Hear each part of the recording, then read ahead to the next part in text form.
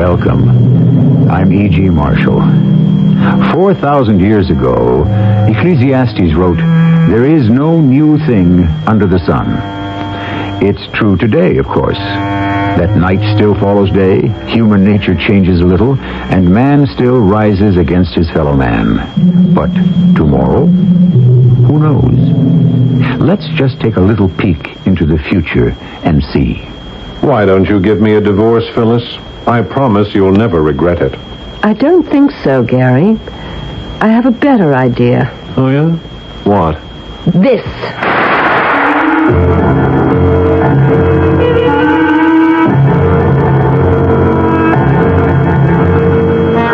Our mystery drama, Standin for Murder, was written especially for the Mystery Theater by Ian Martin and stars Paul Hecht and Terry Keane. I'll be back shortly with Act One. Premiering on CBS television, meet Peter Cook as the butler. May you choke on a shamrock. She's a saucy career woman. I want you. We all want something we can't have. There, the two of us. Mix in a slightly salty daughter. You're a pompous, insufferable. Don't talk to your mother like that. Put them all together and watch out. Everything is under control. On The Two of Us, premiering Monday at 8:30, 7:30 Central and Mountain, right after the premiere of Private Benjamin on CBS television. Frustrating. That's what home and car repairs can be if you don't have the right tools. Hi, Pat Summerall to say the dependable Master Mechanic tools from True Value Hardware stores can help you get the job done right without the frustration. Now you can get the Master Mechanic 100-foot tape measure with smooth winding drum for just $7.79. And for heavy-duty cleaning in your workshop or home, try the Master Mechanic Wet and Dry Vacuum for only $49.94. Get professional quality Master Mechanic tools exclusively at participating True Value Hardware stores and home centers. Hi, I'm Landon Saunders. This is Heartbeat. Little Bo Peep lost her sheep, but instead of being depressed, she decided to pull herself together. She realized it was her little oh helpless me way of thinking that made her so vulnerable to circumstances and negative criticism, that she was not only tearing herself down, but even turning people's compliments into downers by saying things like, "You can't mean me. You're just trying to make me feel good." So most of her friends began to conclude, well, if she doesn't like herself, why should I like her? After all, she knows herself better than anyone else. Bo Peep finally realized she needed to recognize her strengths and focus on them and not on her weaknesses. And this has given her a new sense of self-confidence. She likes herself. I'd like to send you a free copy of my booklet on feeling good about yourself.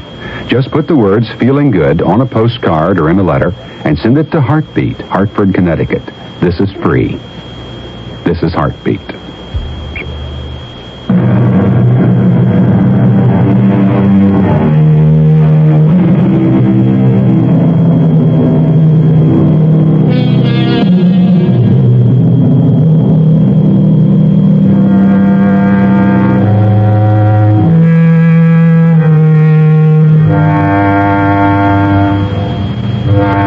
Remember, if you will, that this is a fantasy, a tale of tomorrow from the world of imagination. You'll enjoy it better if you suspend for the next hour the function of disbelief. We are in the laboratory of Dr. Gary Hall as he and his most attractive colleague, Dr. Jean Thurston, work on a major experiment. The laboratory is situated some 500 yards from Dr. Hall's palatial home in the exclusive Sands Point district. The isolation protects both Dr. Hall's unusually secret research and the eagle eye of his wife from monitoring his private pursuits. About 4 more grams, Jean. Want it exact? At this point in the game, to the milligram. Your wish is my command. If only that were true. It is, on a professional basis. That's not what I meant. I know. But you are still married. Forever and ever, till death do us part. What is her hold over you? Phyllis? Perhaps just my conscience? Or that you still love her? I never loved her. Oh, that's what I want to believe. You can. It's the truth. Oh, Gary, I should get away from you.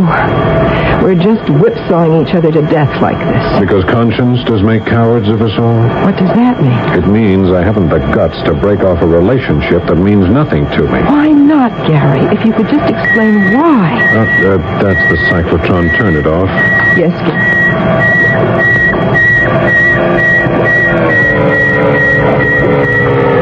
I've cut the power. This mysterious capsule of yours, does it really contain life? Artificially engendered? Parthenogenesis is a fact. Life can be created asexually. Lower forms of life, but not humans. Why not? We can reproduce by cloning, create another organism from one of its own cells. We have isolated DNA, the genes that create an individual. Amalgamate these factors, establish an environment where they can pattern themselves on nature, and you produce life. I could approach this problem on the basis of sheerly human cellular functions, but I want to move faster. Therefore, I use the whole range of electrical and physical research to bolster my attempt. Gary, honestly, do you really believe you can create a human being? Look, in a few minutes, when that machine has stopped its revolutions and we can open the capsule, I may have the answer. But till then... darn. What's the matter? Pavlovian reaction. The instant reflex whenever a bell rings, I know Big Sister is watching. Big Sister? My wife, you want to bet? Isn't it always? You'd better answer, Gary. Yes, of course, I'd better answer. Dr. Hall speaking. Are you quite sure? Oh, Phyllis, what do you want? Maybe just to know who I'm talking to. Is this really Dr. Hall? Internist, endocrinologist, research fellow, and a welter of medical technical terms I don't understand? Or is this just fun-loving Gary, whose sexual appetites are never quite satisfied? I don't know what you're talking about, Phyllis, but really I wish... Look, you know exactly what I'm talking about. I want you to fire that so-called female doctor who is sharing your research lab these last 2 months and come on home. Phyllis, be reasonable. Dr. Thurston is invaluable to me. Get rid of her. I've had it. You'll march to my tune, or I'll bring our house of cards down around our ears. I could kill her. Why do you jump every time she pulls the string? No, I'm brainwashed. There's nothing else I can do. Why don't you get rid of her? You mean kill her? Oh, of course not, darling. I mean divorce her. Whatever she wants, you can afford it. I'm afraid I can't. You still love her. I hate her. It's something I can't explain to you. You wouldn't understand. Try me. Well, I hope it'll never come to that. Well, I'd better go. Oh, what's that? Oh, the diffusion pump. Want me to reset it? Yeah, put it on low. I'll have to put everything on hold for tonight. I can stay as late as you want and monitor all the systems. Not with Phyllis on the warpath. What about tomorrow? Oh, push that rheostat to 7, will you? Be here at the usual time? Are you sure? What do you mean, am I sure? I would rather not get here unless I'm sure you're here to let me in. I wouldn't want to tangle with your wife again. When did that happen? Day before yesterday, when we closed up. I'd forgotten my handbag, and when I came back, the door was locked. While I was trying to get in, I ran into Phyllis. She didn't tell me. What happened? Nothing earth-shaking. Oh, when she discovered who I was, if looks could kill, I would simply have disintegrated. Doesn't she know about me? I told her that Dr. Rowland had left me and that a Dr. Gene Thurston had replaced him. Without mentioning that this Gene is female. Well, I thought it wiser not to make too much of it, under the circumstances. Gary, we couldn't help falling in love. It's Phyllis who has to be convinced of that. Gary, I love you, but I'm not made for this. I don't want to sneak love. Now, what are we going to do? Look, let me handle Phyllis. How? I'm going to give her one last chance to be decent. Whatever happens after that, she has only herself to blame.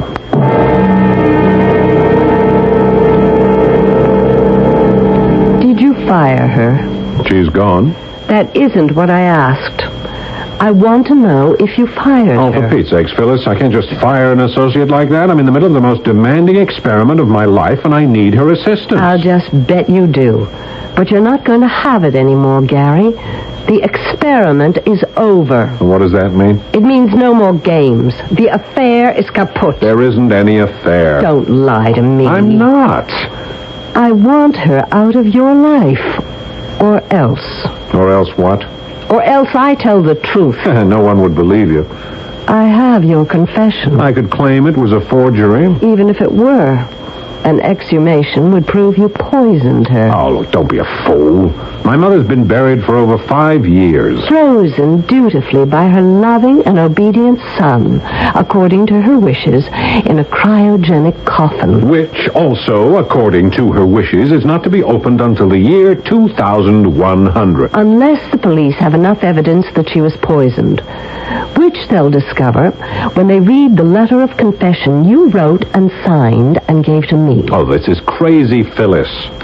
You'll make yourself an accessory, at least after the fact, if you get me indicted. I'm willing to risk it, if it's the only way I can hang on to you. Well, why do you want me?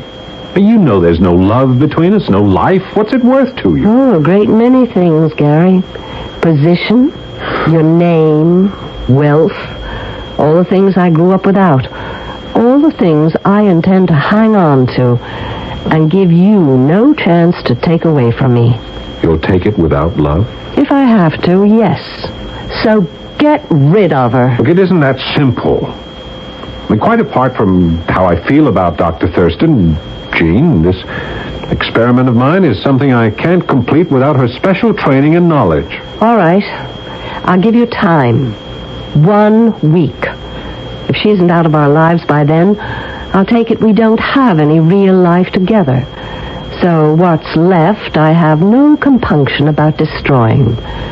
If you're not mine, nobody else can have you, except over my dead body.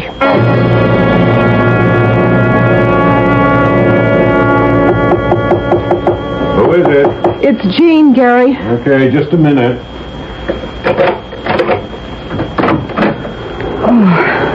Come on in, Jean. You got here faster than I expected. Well, you scared me, waking me up in the middle of the night like that. It's not even light yet. I didn't want Phyllis to see you arrive. Okay, now get into your lab coat as fast as you can. We have an emergency. Did one of the support systems fail? What's wrong? With the experiment, nothing. It's Phyllis.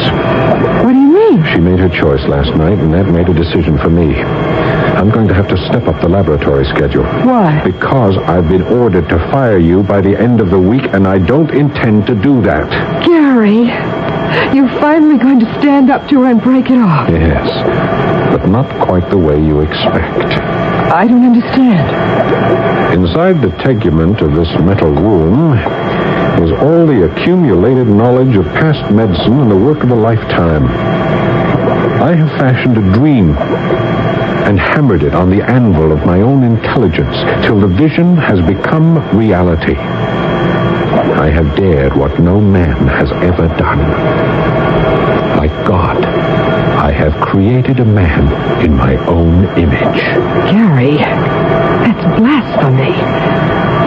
And you still don't know if you've succeeded. I know, because it has to be so. Until last night, I didn't know what has driven me these last years to succeed, what purpose urged me on. Now I do. What? This simulacrum, this humanoid that I have breathed life into, will in turn save my life and buy me freedom. He will be my stand-in for murder. Gary, what are you talking about? Help me see my brainchild born, and you will understand.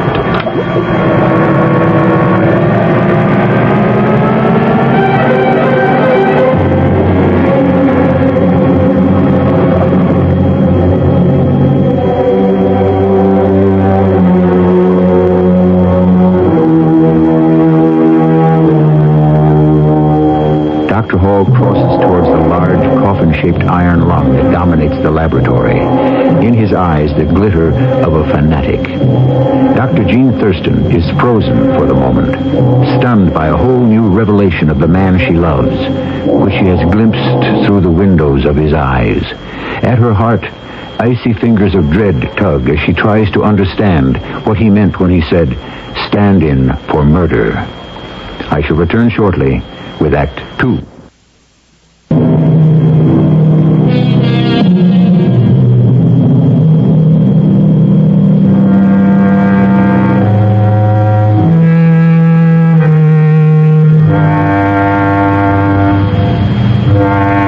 The story of man is the search for perfection in all fields, good or evil, sacred or profane. Elusive as the goal is, nowhere is it more difficult to achieve than in the unforgivable act of killing another human being. There is no such thing as the perfect murder. Or is there? We're about to find out as we return to the strange research laboratory of Dr. Gary Hall. Gary, you're frightening me. What is all this about murder? Look, there's no time to talk about it now. You'll see for yourself shortly. Adjust the exhauster and the suction pump. I'm going to drain off the amniotic fluid. You're going to take him out of the capsule? That's right. But it's too early. Aren't you at least a week ahead of schedule? The extra time was just a precaution. I can't afford the luxury anymore. But... Come on, Jean. Don't argue with me. There's no exact moment for my changeling to be born. At best, that's always been an educated guess. I'm glad it's been made for me. Is the exhaust attached? Yes. Well, here goes. Is it draining freely? Yes. Good. Now get over to the control panel. As soon as we've emptied the chamber of fluid, we'll want to build up pressure inside to force the body out. Exactly like a birth, isn't it? And why not? A man is about to be created. A man? In my own image. Gary, aren't you afraid? Turn on the compressor. All right. All right. Help me bring the surgical table over. Where do you want it? Here, Doc. Line it up with the sphincter lock on the capsule. Once the air pressure builds up high enough, it will eject the body. How's that? All right, that's good. Now, stand by to ease him into position on the table. Will he be alive? Comatose. Catatonic. This is only the shell. The real man we have to build in what time we have left. Okay. That's it. I'm going to open the lock gate. Guide him. Come on, get his other arm. I have him. Turn off the compressor. Right. Okay, you can shut down all the other systems, too. All right, I've got to. Quiet. It's unbelievable.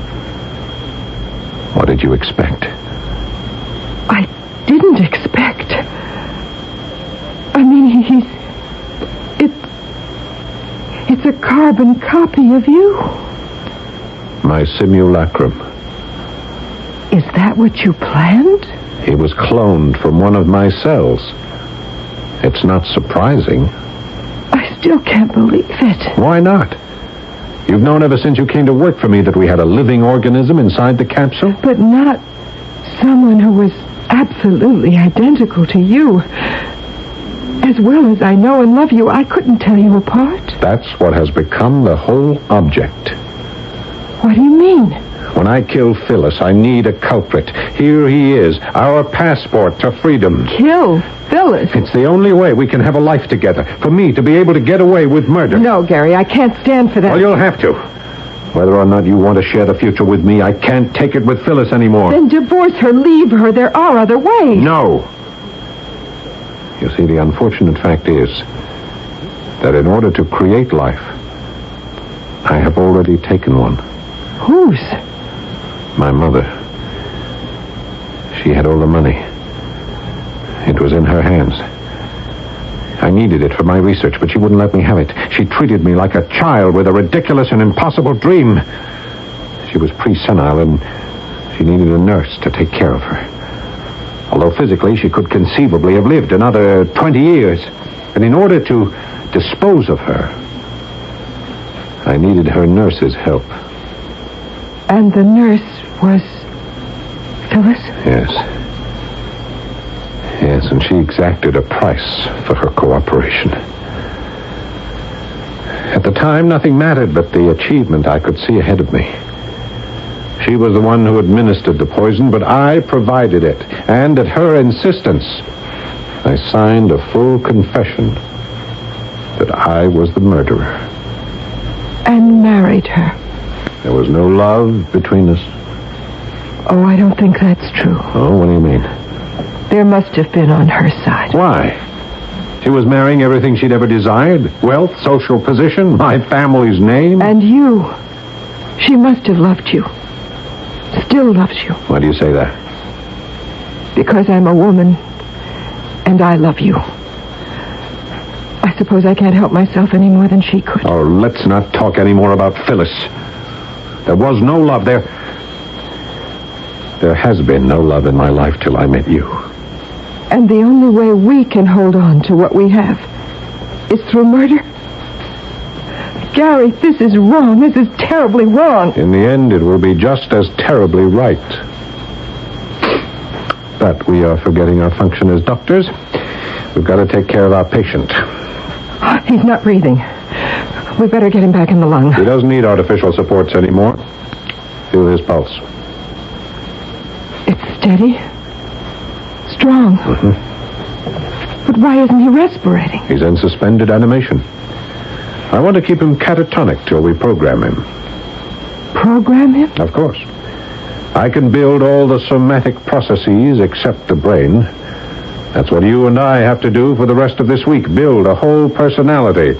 How? I'll provide all the background, the person who is me.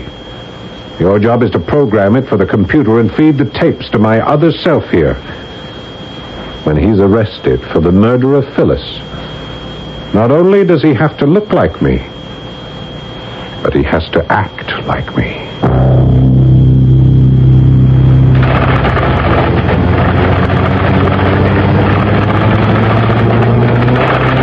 My name is Gary Miles Hall. I was born February the 4th, 1938. The only son of Elizabeth Biddle Gansevoort and Averill Hall. My father was the last of a family of 4, all boys, each of whom predeceased him and left no heirs.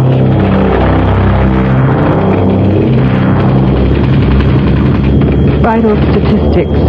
Height 5'11", weight 183.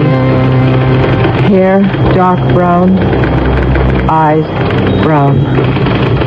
Distinguishing marks, none. Intelligence quotient 164. Shirt size 16 neck, 33 sleeve. Suit 42 regular. He's been fed all the data? Everything.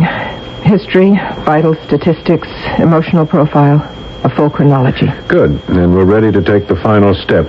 Get me those microwave terminals while I take off the radio headset. He won't need that anymore. Might as well get him used to the live human voice. Here are the terminals. Want some lubricant? Yes, I don't want to burn him. I wonder, will he be able to laugh, to be sad, to love? Could he reproduce? Yeah, it's a pity, since I put all the best of me in him and none of the worst that he won't ever have a chance to find out. But let's wake him up and see how well he's learned his other lessons.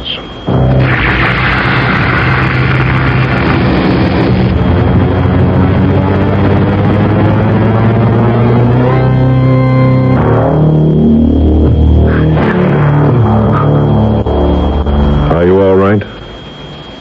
Can you hear me? Yes. I can hear. Can you sit up? Yes. I can sit up. What is your name? My name is Gareth Miles Hall. My friends call me Gary. Who are you? I am a doctor, but I no longer practice medicine. I have been engaged in pure research for the last 5 years.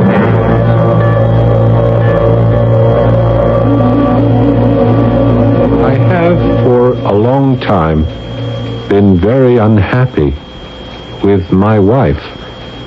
Matters have recently come to a head because I am in love with my colleague and associate, Dr. Jean Thurston. But my wife refuses to give me a divorce so that I can marry her. Yes, and what? Go on. I don't know anymore. You didn't tell him the rest, Jean? I couldn't, Gary. I just couldn't. Yeah, well, perhaps it's just as well, till the last moment. All right, my alter ego, you've been talking for almost 2 hours. I'm sure you can use a rest. Roll up your sleeve, please. What are you going to do? I'm going to give him an injection. See he gets a sound sleep. Tomorrow's going to be a big day for him. Big day for all of us. Do I have to go to sleep? Well, don't you want to? I want to look at you. I love you. Gary, I mean, I don't know what to call you. Why not Gary? That's my name, isn't it? Yes, but it's so confusing. I think I'd rather call you something else. Well, my other name is Miles. That's it. That's what I'll call you. Miles. Okay, Brother Miles, let's see that arm. Gary, do you think you have to? Gary? Is his name Gary, too? Yes, it is. Who are you? It's all right, I'm a doctor. I just want to give you something to make you feel good. I don't know if I want it. Should I let him, Jean? I think maybe it would be better if you did. Okay. Whatever you say. All right, just lie back. You may feel the needle for a moment, then you start counting. Counting? You know, numbers like 100. Oh, yes. 100. 101. No. Try counting backwards. 199. Oh, 98. 97. 96. 95.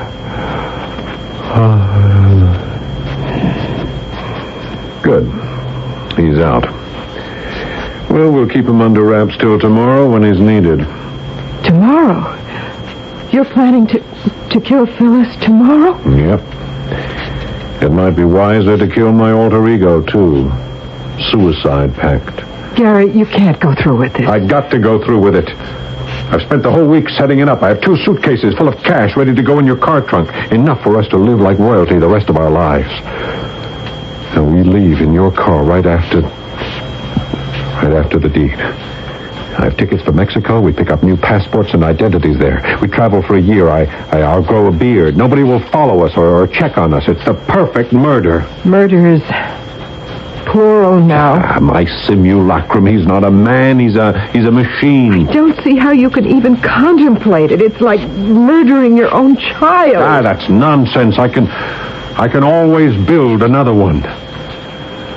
Gene, I want my freedom. And I mean to have it, no matter what the cost. Nothing, no one is going to stand in my way. Now don't force me to make you a victim, too.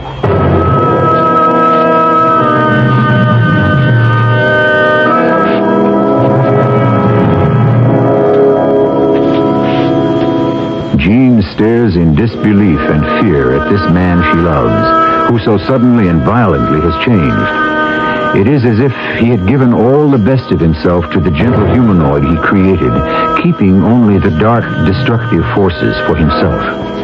She is trapped now into being part of a crime she abhors, but from which she sees no hope of escape. There seems to be no way to stop it without causing her own death. I shall be back shortly with Act 3.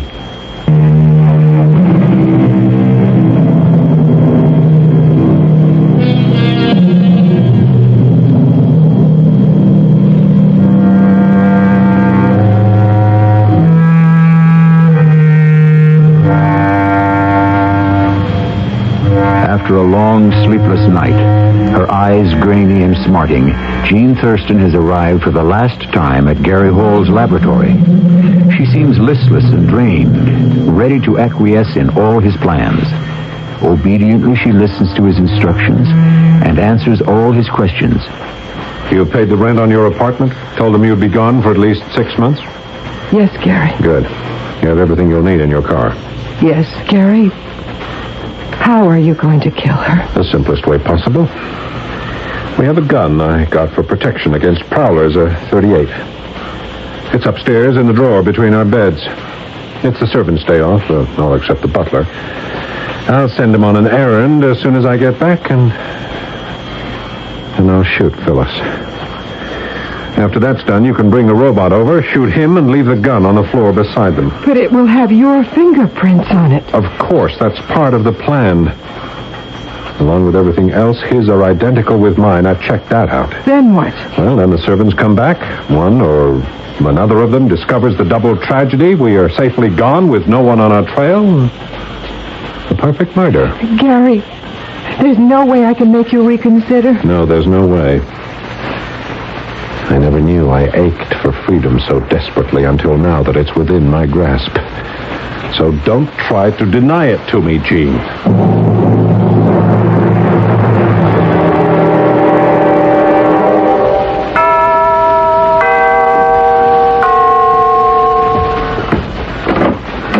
Yes? I'm Dr. Thurston, Dr. Hall's assistant. Oh, yes, madam. I mean, doctor. I recognize you now. May I come in? Dr. Hall is not here. Yes, I know. It's his wife I want to see. Oh, well then, won't you step in? Thank you. There's a small reception room on the right. If you would wait in there, I'll see if Mrs. Hall is up. It's still quite early, and... It's all right, Grover. I'll handle this. Oh, yes, madam. You may leave. Yes, Mrs. Hall. What do you want? I've got to talk to you. There's nothing to be said between us. Oh, yes, there is. And it should be said privately. Can we go into the room the butler was showing me into? Look, I'm out of my mind to give you even the time of day. But come on. Let's hear what you have to say.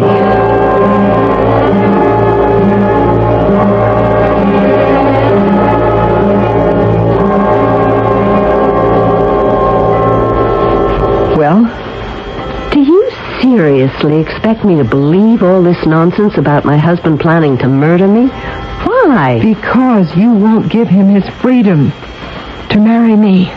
And you're here to tell me that if I don't make that possible, he's ready to kill me? Yes. Why did you come and tell me all this? Because I don't want to be party to murder. Even one we could get away with. I don't want the man I love to be party to it. Because I know it would hang around our necks for the rest of our lives. So you're the angel of light, all shining virtue. Well, I don't believe a word of it. All right, I'll prove it to you. How? Do you know where Gary is now? Well, as a matter of fact, I do. He just called me from the bank. You're sure he was there? Of course. Mr. Wilson, the vice president, was sitting right next to him. That's all I need to know. Let's go to the laboratory right this moment. And let me show you something.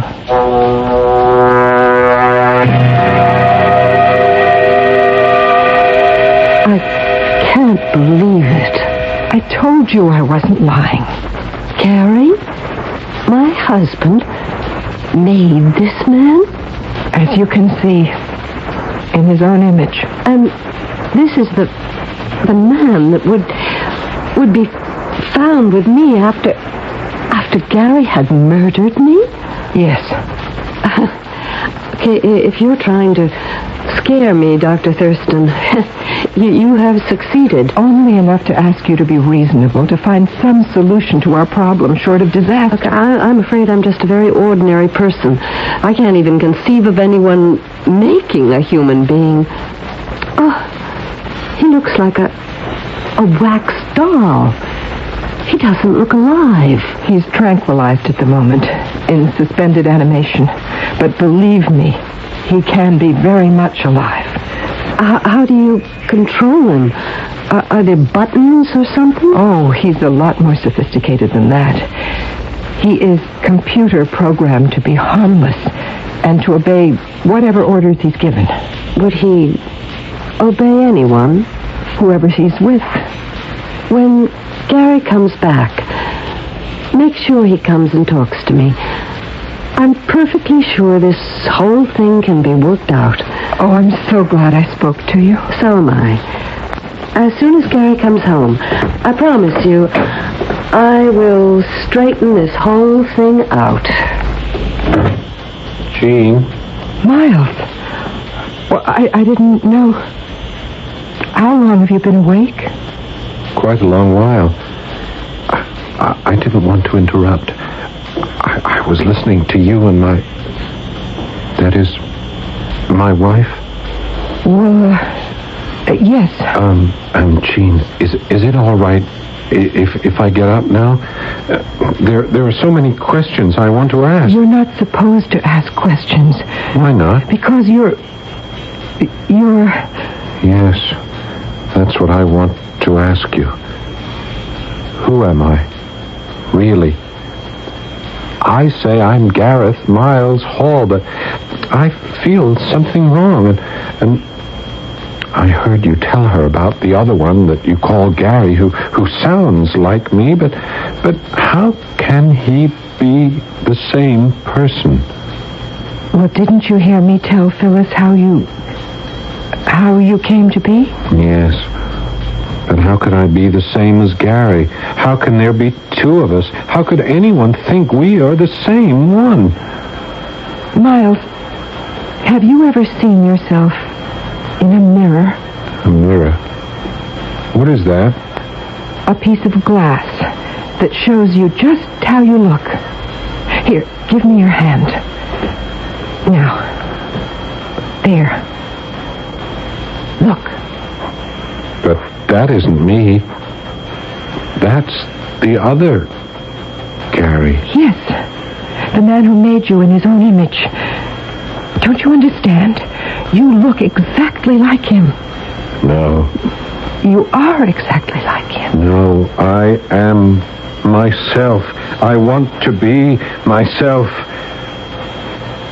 Gee, I love you. I trust you. Please, explain it to me so I can understand.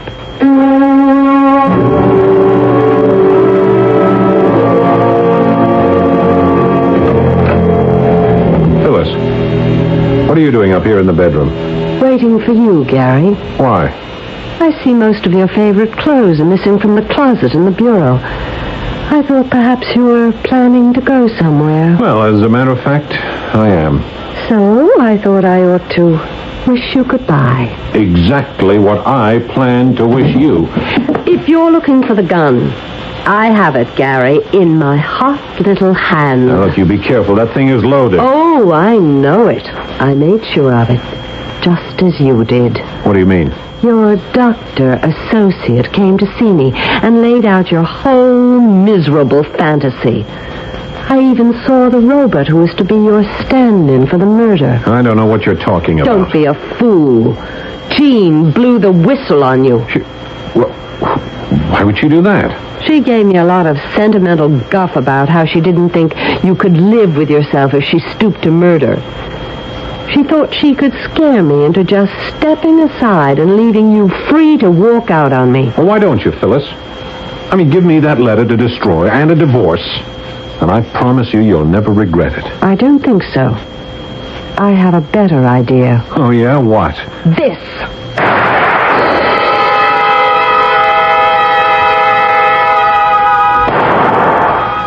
What was that? It sounded like a shot, Miles. A what? A shot from a gun. What's a gun, Jean? A weapon that you... No, there's no time to explain. It came from the direction of the house. Come on. I hope it's not too late. We've got to get there as fast as we can.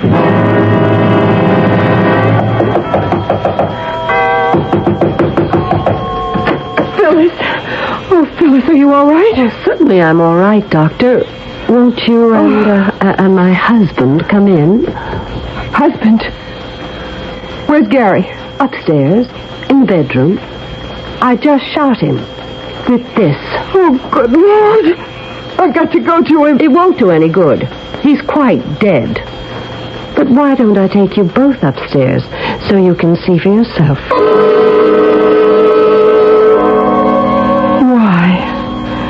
Why did you do it? I gave him his own medicine. It was what he planned for me. But he wouldn't have gone through with it. Oh, don't you ever believe it. Gary knew the only way I'd ever let anyone else have him was over my dead body. I was silly enough to tell him that myself. Fortunately, I wasn't the only one silly enough to open my mouth. You mean me? Yes. You were foolish enough to outline Gary's plan for the perfect murder for me. I saw right away how I could get away with the same.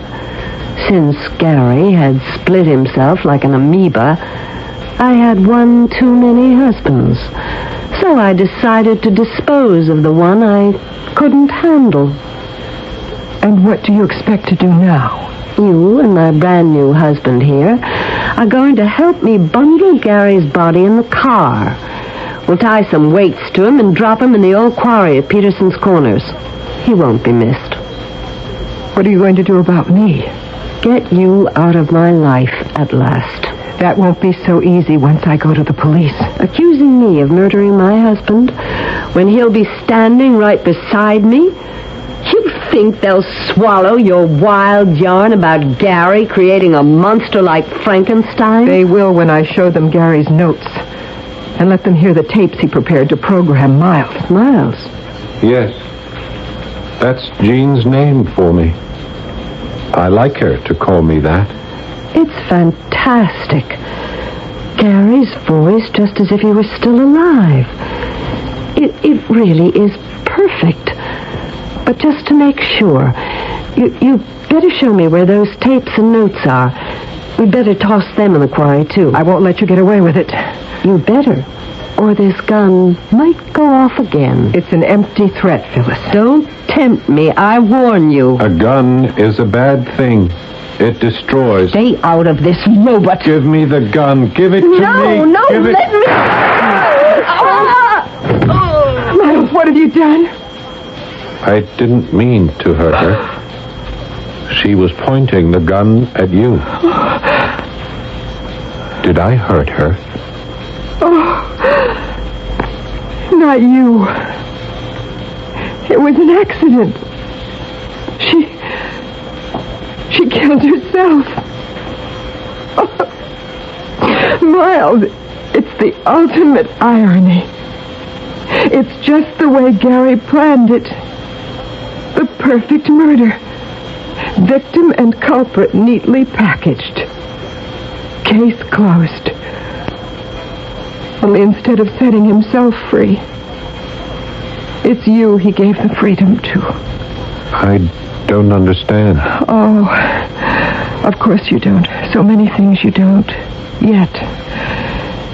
It's going to take my lifetime to open up the world for you. Teach me to be all the things you want me to be. I won't have to. He said that he'd put all the best of himself into you. And that was the man I loved.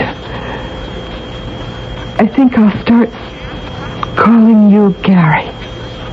If you wish. Yes. Because then it will be as if he never really died.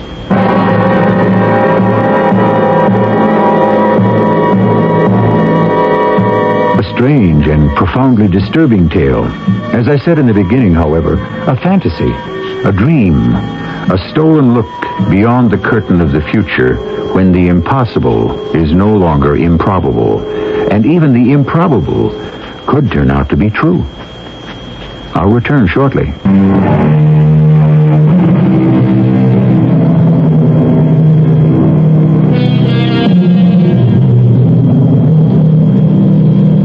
What happened to Jean and Miles?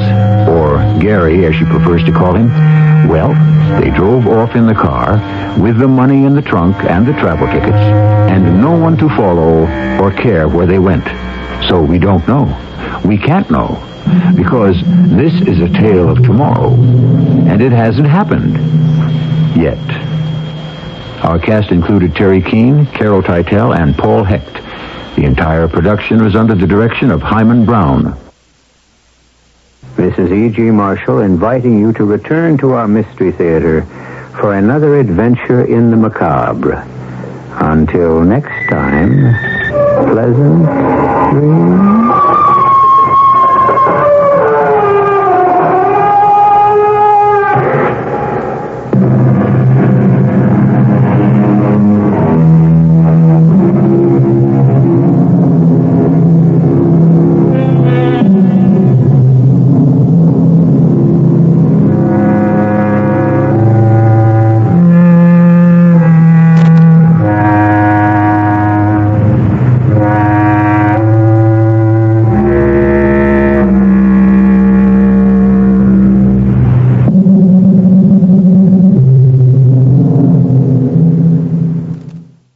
The CBS Radio Mystery Theater presents...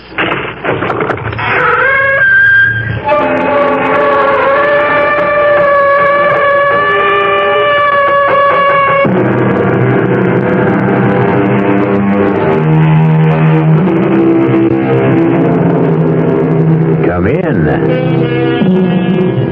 Welcome. I'm E.G. Marshall. I don't know if you've ever stopped to think about it, but of all the creatures in the animal kingdom, only man, and man alone, will murder his mate simply because she no longer pleases him. True, certain of our friends in fur, fin, or feather will indulge in desertion or even divorce, but murder? For that, you must have the highest degree of culture and civilization. For that, you have to be human. I must know what I can do, Doctor, to keep myself from killing my wife. Why do you want to kill her? I don't want to kill her. Well, then, what makes you think you're going to? I've been told I'm going to do it. By whom? I've been told unmistakably and in no uncertain terms. And that's what scares me. But who told you? Pluto. Who's Pluto? A cat. A cat told you? Yes. My wife's cat.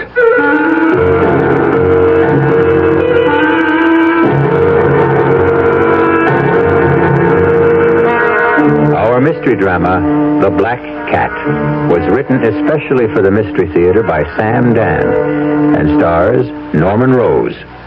It is sponsored in part by Anheuser-Busch Incorporated, brewers of Budweiser, and by the Kellogg Company, makers of Kellogg's Special K cereal. I'll be back shortly with Act One. Can you really tell the future by reading my palm, Madame Xanadu? Have faith, and let me have your left hand. Ah, yes, I see very clearly. What do you see, Madame Xanadu? Tell me what you see. You will meet a tall, good-looking man. I will? Yes, a tall, good-looking man who will make you very happy. Oh! He is from the Internal Revenue Service. The Internal Revenue Service? Yes, and he has many, many free publications for you, ranging from business expenses and child care to sick pay and retirement income. One of those publications may solve your tax problem and make you very happy. Oh, for heaven's sake. Here, what do you see in my other palm? It says here you can get any of those free publications at your IRS district office. You know, when tax time rolls around, I need help. And that's why I was really glad to hear about CIT's income tax service. It's beautiful. For just a $5 minimum charge, they take care of all the headaches connected with taxes. CIT's tax service is fast, computerized, and accurate, and they'll figure out your biggest tax savings under the law. Not only that, if you need cash, you can check out a CIT Unilone at the same time. CIT's income tax service. Why not go see them today? 'Cause whenever you need money, come in.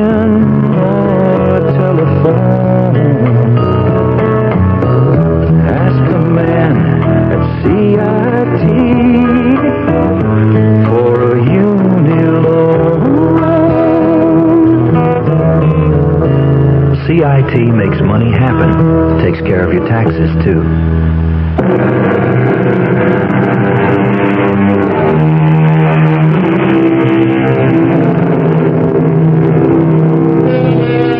Consider the act of murder. Popular opinion has it the majority of killers are ruthless, cold-blooded, devoid of pity. But the facts tell a different tale. Statistics reveal most murderers are neither brutal nor savage. The record shows you don't have to be a devil or a demon or even a criminal. Experience teaches a killer could be any one of us. Given the time, the place, the provocation, it could be you. It could be I. And it could even be Philip Sterling. Sylvia says you want to see me, Mr. Fenris. That's right, Phil. Well? I have a simple statement to make. A brief 13-word announcement. I had no idea you measured out your words. They should add up to 13. It happens to be an unlucky statement as far as you're concerned. Suppose you end the suspense, Mr. Fenris. What is this historic pronouncement, If you marry my daughter, I will cut her off without a cent. Yes, it does add up to 13 words. And you'd better believe him. Well, then I have no choice. I'll break the engagement. I certainly can't marry Sylvia if she has no money. Why, you unprincipled scoundrel! Mr. Fenris, while I may be a scoundrel, I do have principles. You admit you want to marry Sylvia for her money? What other reason could I possibly have? Well, of all the don't sputter at me, Mr. Fenris. After all, it's your fault. What, my fault? Without question. Had you been a better father, more loving, more attentive, you would have raised a more attractive daughter. Well, I'll have you thrown out of here. Consider Sylvia calmly, objectively. She's immature, she's naive, she's hopelessly romantic. She's careless, that's my word, others would say, sloppy about her weight, about her appearance. It's your fault. Your fault, all of it. I'll have you know I gave my daughter everything. You gave her only what money could buy. And in addition to everything else, she has that damn black cat, that Pluto, and she pretends she can talk with it. But she's kind, she's gentle. Of course, otherwise she'd be unbearable. Why am I even discussing this? Get out of here. Face the facts. You're 75 years old. 70. How much longer can you live? 10, 15 years? With Sylvia, she'll still be under 40. And the money, all of it hers, to squander as she sees fit. And you know she'll be the natural target of every sharp-shooting fortune hunter. I told you to get out! You say that one more time, and I will. Oh, be practical, Mr. Fenris. I'm the best hope you've got, because all I want to do with her money, your money, is enjoy it. I'm not burning to build empires. I only want to live comfortably, and on your money I can. And, well, I even happen to like Sylvia, just enough to put up with her. I think you must be the devil himself. Well, better the devil you know than the devil you might get. Oh, it's ironic, isn't it? 2 minutes ago, you were scared stiff I'd marry Sylvia. Now you're absolutely petrified I won't. Daddy? Oh, please. Pluto and I simply couldn't wait any longer. Daddy, you do approve of Phil. You do, don't you? Sylvia, I have a 4-word statement to make. Bless you, my children.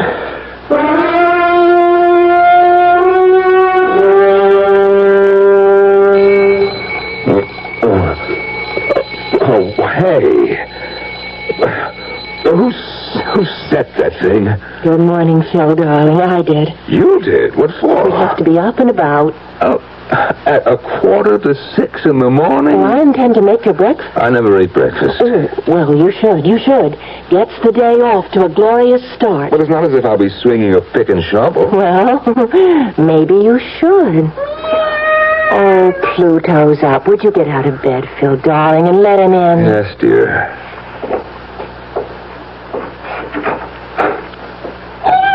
Oh, isn't he just the sweetest thing in the world? He sure is.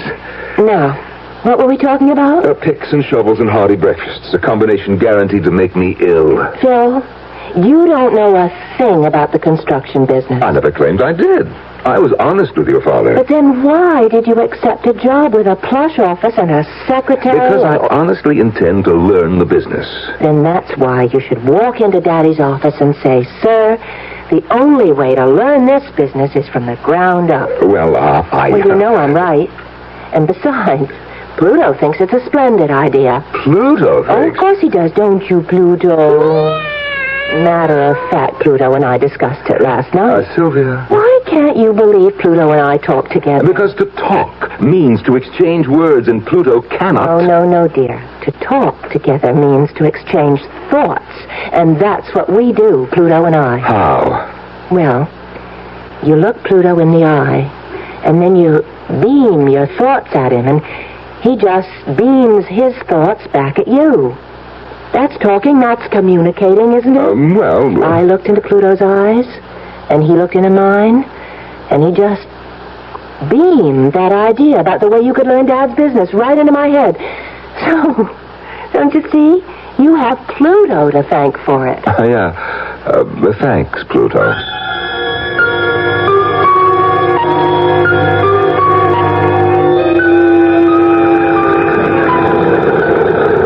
All my life, I hated work. Put in an August day on a road building crew under a relentless sun that beats down. The heat shimmers off that concrete at about 115 degrees, and you will know what punishment is.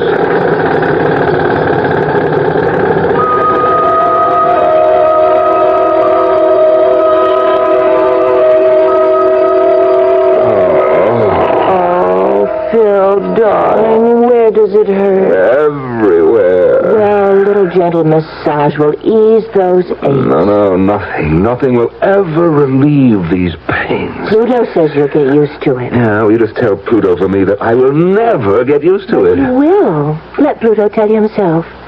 Will you tell him, Pluto, dear? Oh, come on, Sylvia. You say that you won't get used to that kind of work. You just beam that thought into Pluto's eyes. Sylvia, my back hurts. I'm in no mood for... will give you inspiration and courage. You just look into Pluto's eyes. Come on, Pluto. Yep, up on the bed, jump. That's it. Now, look into Phil's eyes. Don't you feel Pluto's thoughts coming into your mind?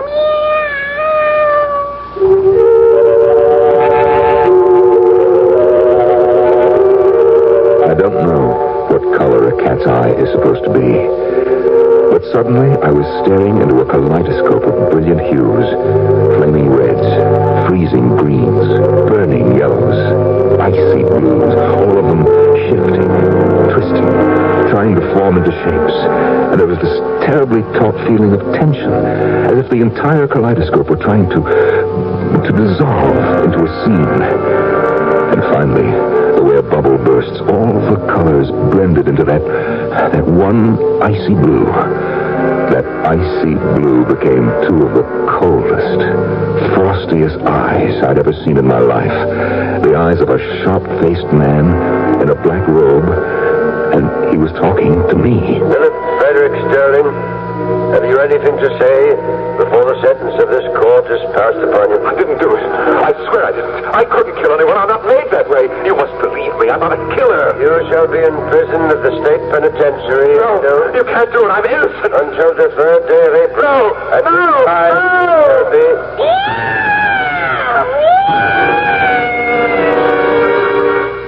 What did you do?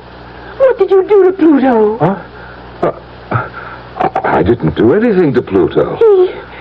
He saw something in your eyes. Oh, what could he have seen? The future.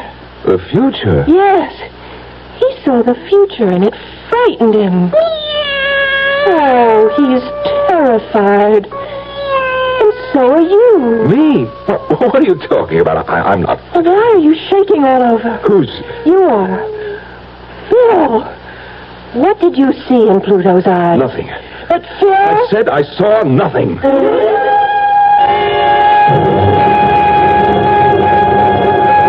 I could say that to her, Doctor, but not to myself, because I had seen something. A courtroom, A judge, a jury, a defendant. And, of course, that defendant was me. Go on, Mr. Sterling. I wasn't imagining this, Doctor. I looked into the eyes of that cat, and I saw... Yes, you saw that you were being convicted of murder and sentenced by a judge. You don't think I'm crazy? Crazy has many connotations. Whether or not you're crazy, as you put it, is irrelevant here. But why should I see such a scene? I think you know why. Oh, I don't. I say you do. Please, Doctor, tell me why. It's because you want to kill your wife. That's ridiculous. No, it's true. Well, why would I want to kill my wife? Why did you marry her? For her money. So far, you haven't been able to spend 1 cent of her money. Oh, I'm willing to wait. And work on a road gang? What do you suggest? If I were you, I would leave her. Why? You made a bad bargain. You thought you'd fall in soft. It isn't happening. You're beginning to resent her. Already the thought of murder is rattling around in your subconscious. Now look, the old man is worth millions. She gets all of it. Oh, no, I can't walk out on that. Well, then reconcile yourself to the road gang. I have to, I will.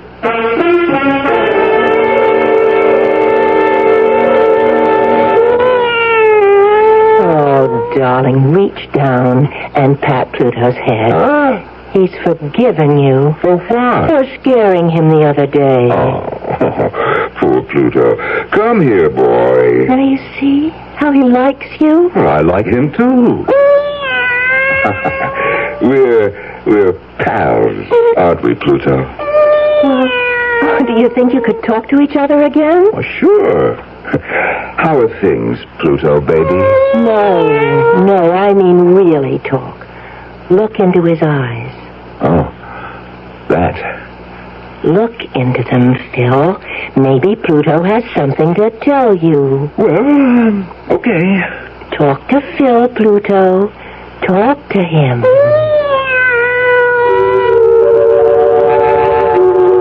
Once again, I looked into Pluto's eyes.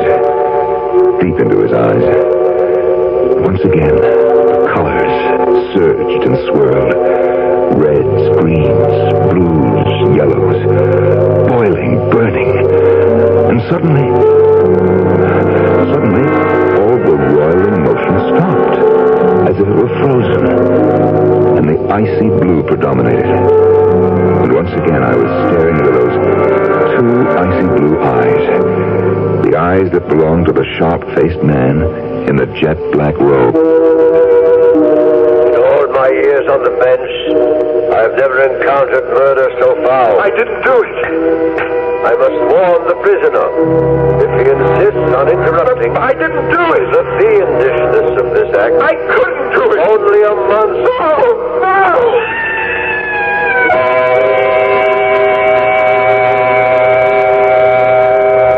As the poet said, I am the master of my fate. I am the captain of my soul.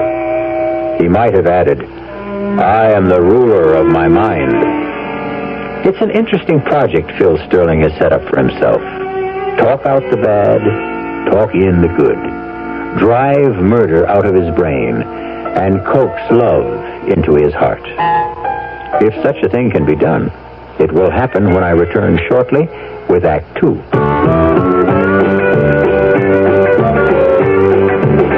When you say Budweiser, when you say Bud, you say a lot of things nobody else can say. When you say Bud, you've gone as far as you can go to get the very best. When you say Bud, you tell the world you know what makes it all the way. When you say Bud,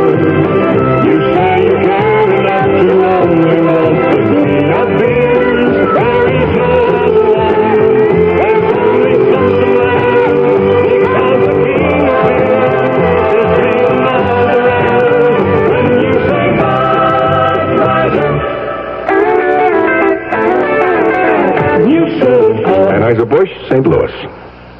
Occasional acid indigestion and heartburn can be more than just acid alone. Often there's trapped gas, too.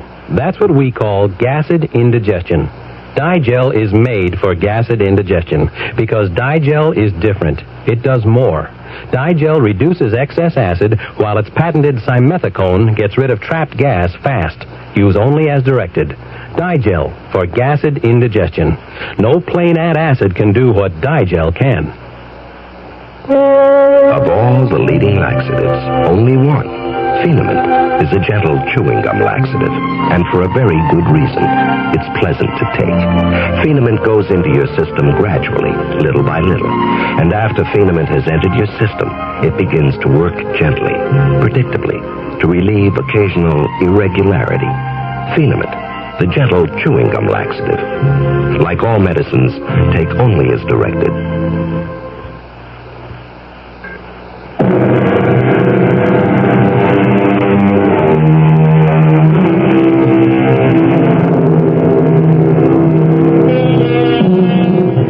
As they say, you can see the entire universe in a single drop of water.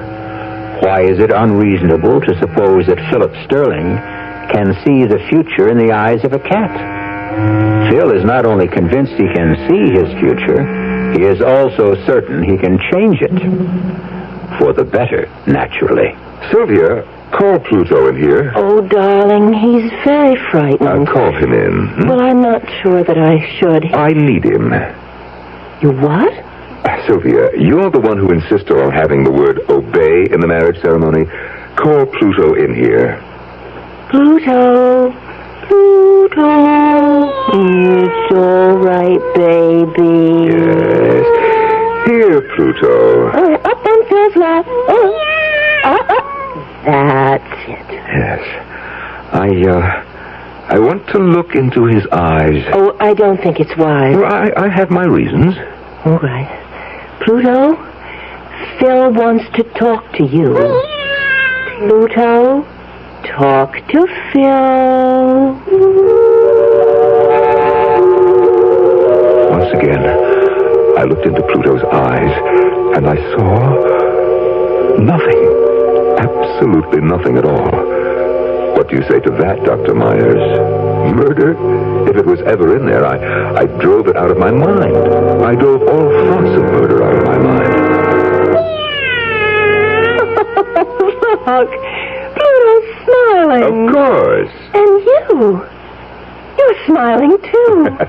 I'm smiling because I love you. Oh, Phil, what's got into you lately? Oh, nothing.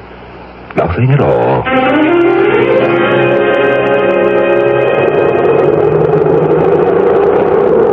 Keep to your left. Keep to your left. Keep to your left. Come on, there's plenty of room. Come on, keep moving. Oh, my God, it can't be, but it is. Gwen, look. It's Phil. Phil, baby, is this for real? Phil, darling. Oh, wait till the gang hears about this. Oh, hi, Gwenny. Bruce. Phil, Phil, darling, I never knew you had such muscle. What happened, Phil? Did your father-in-law lose all his money? Look, you're holding up traffic. Is this what marriage has to I'll explain it some other time. Get moving. Get moving, or I'll catch it from my foreman.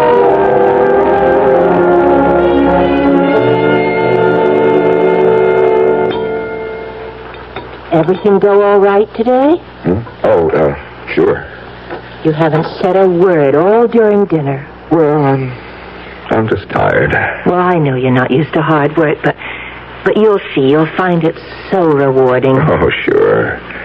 I have a surprise for you. Aren't you going to ask me what it is? Okay. It's Dad's wedding gift. You know what he wants to give us? A house. A house? A house of our very own. He wants to give us the house on Rogers Cove. The big one? Yep, the big one with the boat landing, the tennis court. Well, that is a gift. I turned it down. You what? I turned it down. But Sylvia, why? Because we can't afford it. We can't afford it. Not on your salary. You don't know how hard I had to work to restrain my father. From doing what? Well, he wants to give us everything right away. Now, think of that, what it would do to you. It would absolutely rob you of your initiative. Sylvia, we shouldn't insult your father by, All in good time, darling. Our first home should be a modest ranch house, or would you prefer a split level? In a development with other young couples like ourselves. But, darling... Now, Phil, I had a long talk about it with Pluto. With Pluto? He'll show you the wisdom of it. Pluto, go to Phil. No, wait a minute. Wait a minute, Sylvia. Sylvia, I must tell you, I love you. Of course you do. I love you. My only desire is to protect you, to keep you from harm. Now, Pluto. Phil wants to talk with you.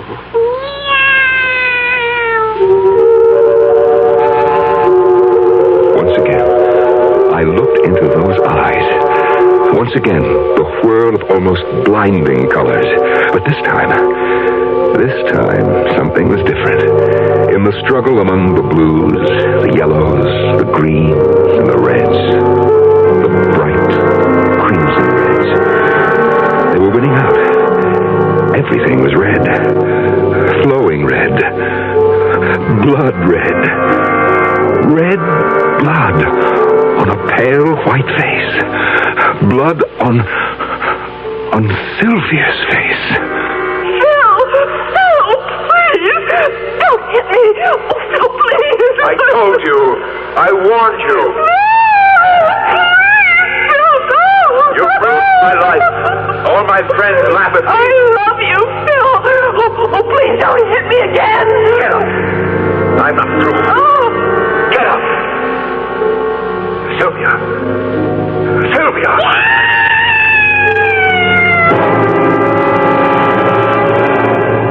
Phil, honestly, you have the most violent conversations with Pluto.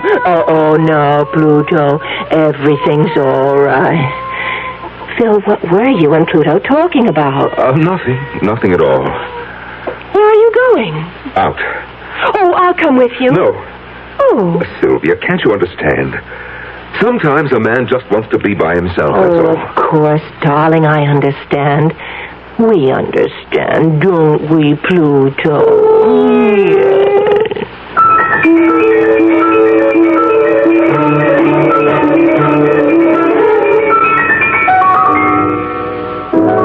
You want to go back to the party? Maybe later. It's much cozier here. I must say, absence does make the heart grow fonder. Oh, I missed you, Gwenny. Phil, how do you stand it? Oh, I have fantastic powers of endurance. That is, I hope I do. You know, what with her talking to that cat and everything else, maybe you can get her committed to, an asylum. After all, she is crazy. Oh, no. Only poor people are crazy. Rich people are eccentric. Phil, I'm worried about you. Sure, don't be. I will be fabulously wealthy one day. Is that all there is to it? That's all there ever was for me. I don't like what it's doing to you. Oh, come on, Gwen. What's it doing to me? Well, you're not the same. You were always so happy-go-lucky. Well, that might have been just a pose. No, there's something new inside of you. Really? What? Kind of violence. Violence? I'm allergic to violence. You think so? You know what I always say. I'm a lover, not a fighter. Violence? Why, I can't even... Don't protest so much, Phil. It shows. How? When we ran into you on the road, Bruce and I, we started to kid you. You turned livid. I don't remember. You were trembling with rage. That's your imagination. You tried to hide it. Well, maybe you're right. There are times when I could just... When you could just what? Kill her. You know, it scares me. I never felt that way before. About anybody. If I stay with her, I know that I'll kill her. And then... Then, what good is the money?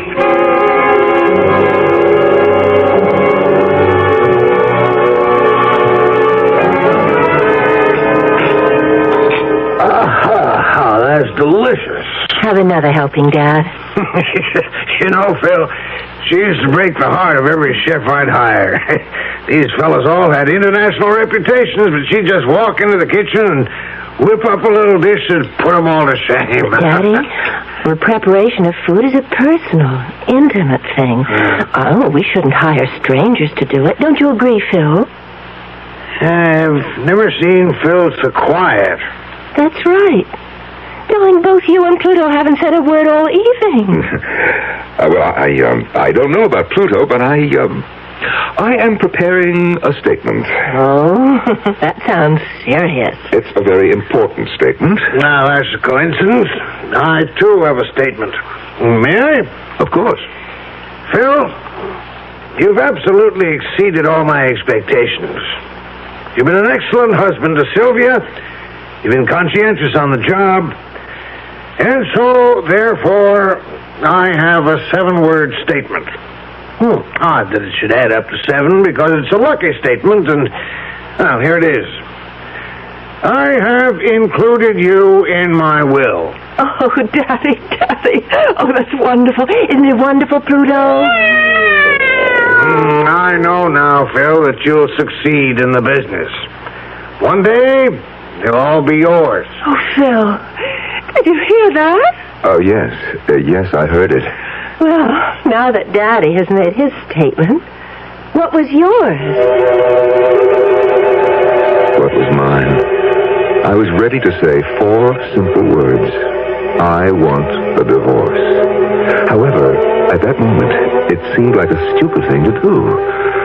I happened to glance at Pluto. He was looking up at me. His eyes were wide, and I could see the colors swirling again. But this time, the yellows, the bright flaming yellows, overwhelmed the others. And then, the yellow turned softer. It began to gleam like gold. Solid gold. Oh, what a fool I would be to throw away a chance to own one of the largest construction companies in America. I looked at Sylvia. I would simply have to love her. That's all. Love her so earnestly, so devotedly that I wouldn't have the inclination to kill her. The problem was solved. Aren't you going to make your statement, Phil? Well, as it turns out, I really don't have one.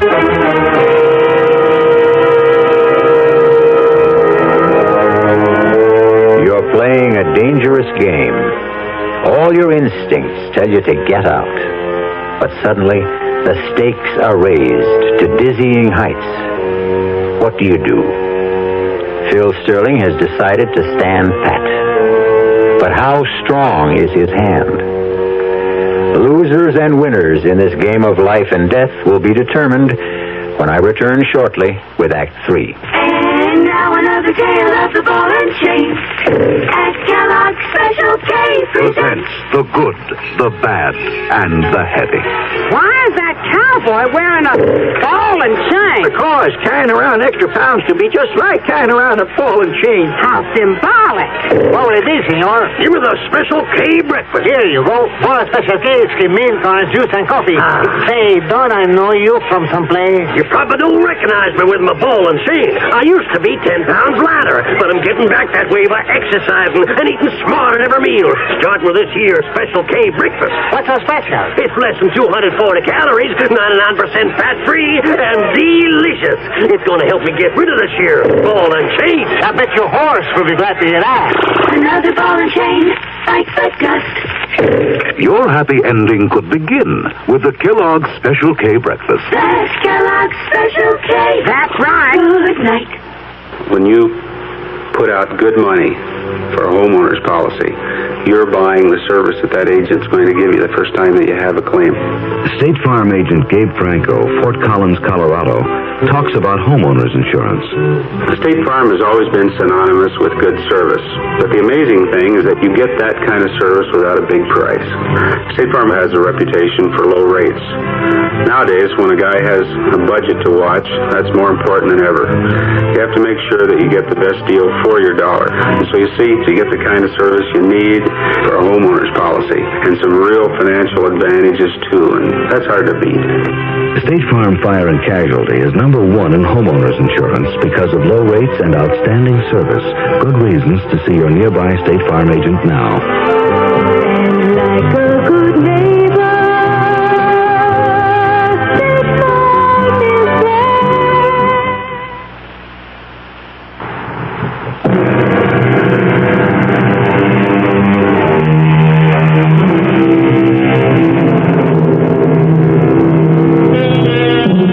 Why should love be a random, subjective thing, completely beyond our conscious control?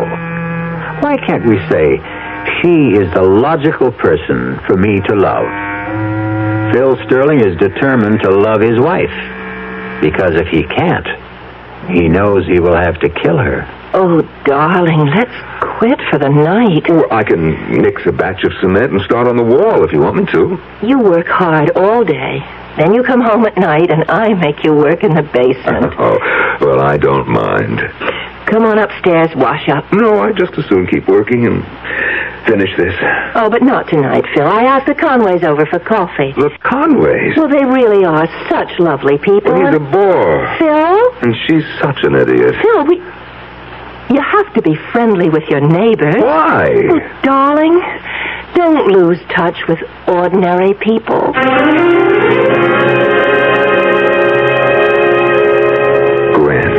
Gwen, I don't know what I'd do without you. Well, that's what friends are for. I just have nobody else to talk to. On the job, at home, the neighbors. I think I'm about ready to flip. Well, Phil, you could always leave. I can't. You know, you hear people say, I wouldn't do this or that for $1 million. But it's academic. Nobody ever offered them the million. With me. Gwen, with me, the money is there. It's not quite fair. It's mine. I just have to wait it out. I am in the will. I am in it for 50%. Gwen, you know how much that is? Mm-hmm. Besides, he's very old. How much longer can he live? Oh, Phil, you always were a genius when it came to figuring things. I wish I knew how to figure this. Well, you know you can't stay, and you don't have the nerve to leave. That isn't true. Been getting any readings from Pluto lately? Cut it out, Gwen. I bet you're afraid to look.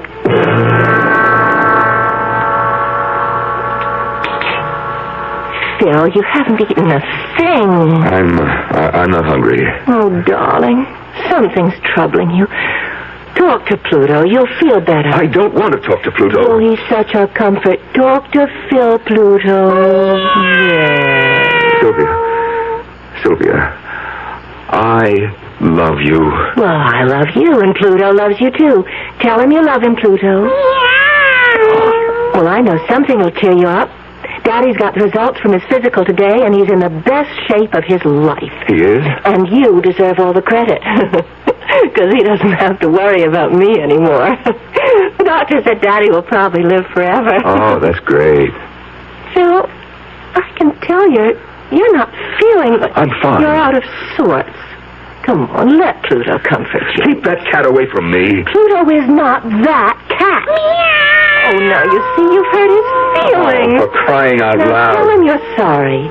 Phil wants to apologize, Pluto. Tell him you forgive him. Once again, I was staring into Pluto's eyes. And into that boiling maelstrom of colors, all I could see now was brown. And it was the brown of the cement in the basement. And on this brown cement was a sharp and pointed mason's trowel. And suddenly, the trowel was in my hand. You'll kill Pluto! That's right. Get out of my way! Oh, no! He's driving me crazy. I have to kill him.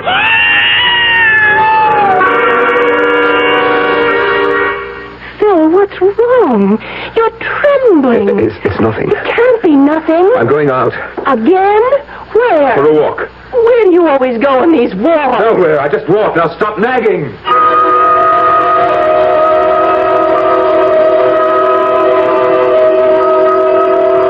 I don't know what I would do without you, Gwen. Good old Gwen. Comfy as a pair of old shoes. Ready as a candlestick. Reliable, dependable. There when you need me. Well, it's true. Well, congratulate me. I'm getting married. What? Married? Why? Why? Has it occurred to you I might want a life of my own? Bruce asked me to marry him. Oh, Bruce. He may not be much, but he's all mine. And at least he asked me. Gwen, listen. In just a couple of years, I'll really be rich. And I hope you'll be very happy. I'll make it up to you. As they say in the movies, I guess this is goodbye. But, Gwen, if I can't see you... No, Philip. All or nothing. That's what I want. And to be fair, it's what Sylvia wants. Choose between us. Who gets all and who gets nothing. Well, maybe I would miss Gwen. But not for long. Gwen comes back. She always comes back. My problem, Sylvia. Oh, I have to calm down. Keep your temper. Concentrate on loving Sylvia. Loving Sylvia.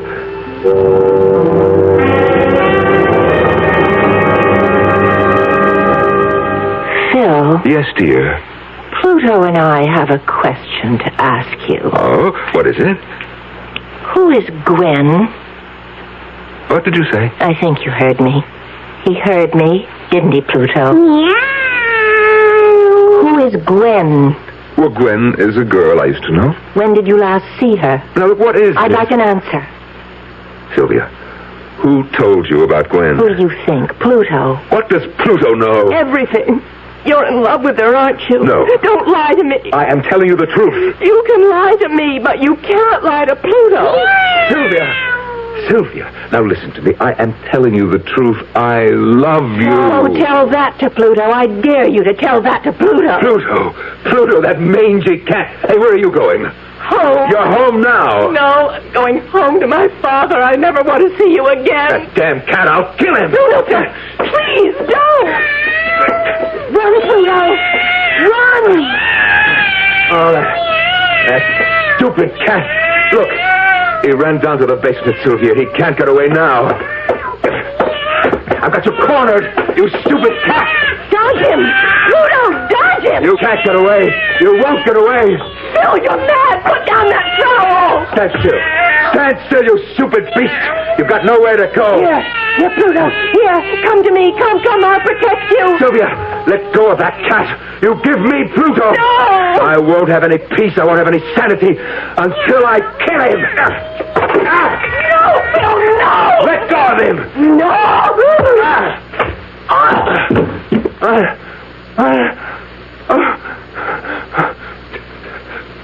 Sylvia.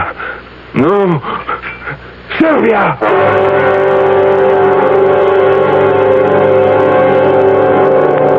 They were both dead. I had killed them. Both. My temper had gotten the best of me. Yes. I had to think fast. Think. First, I built a wall of cinder blocks and cement. I had everything there to do it. And then I placed her and Pluto behind it. And finally, I painted the wall and the entire basement. So there were no signs of fresh construction. I washed away every blood stain from the floor, and from my hands, from my clothes. The place was absolutely spotless. And then I assumed a new role, and I played it to perfection. The worried husband.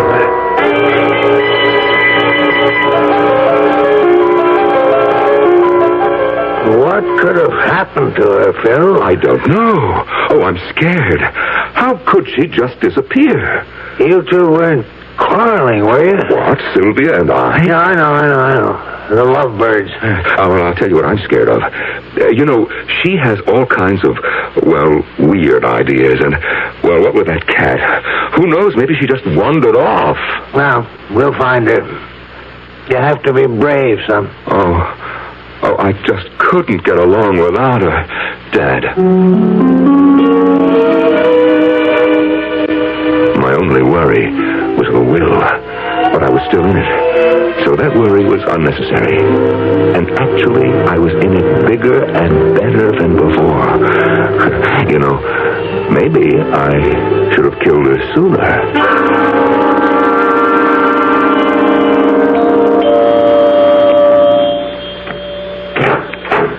Yes? Mr. Sterling? I'm Mr. Sterling. We're police officers. Oh? May we come in? I'm Lieutenant Haley. Sergeant Miller. Yes. Detective Krause.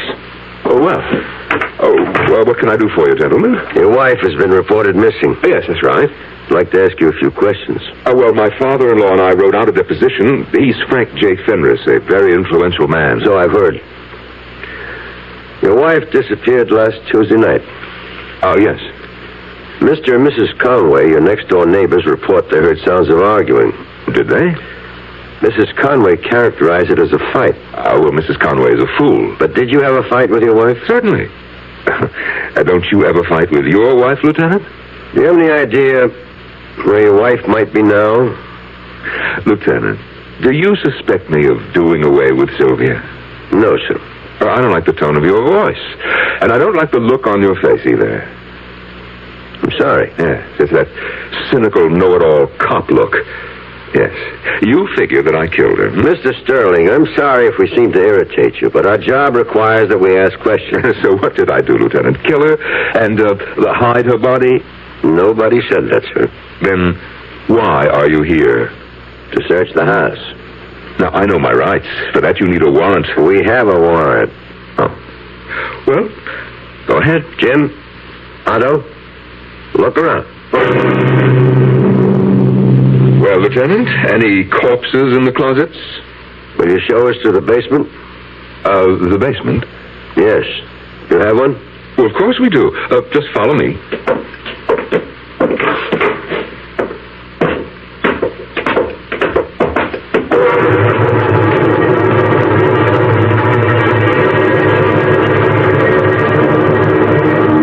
Jim? Anything? Otto? Mr. Sterling, I'm sorry we put you to so much trouble. Something the matter, Mr. Sterling? Mr. Sterling? Huh? No, I'm all right. Are you ill? You look so pale. I know this must be a difficult time for you, Mr. Sterling. Yes, it is. Well, we're through here. Are you sure you're all right? Oh, yes. I'm just fine. Well, goodbye, sir. Oh, goodbye. You know, it's funny. I hear a cat. He must be right in this room, but I don't see him. A cat? A cat? What cat? You mean you don't hear that cat? Wait. He's behind that wall. He has to be behind that wall. Pluto. Oh, no. It can't be Pluto. He's dead. Otto, Jim, get some tools. We're going to break down that wall. He's dead. I killed him. Why isn't he dead?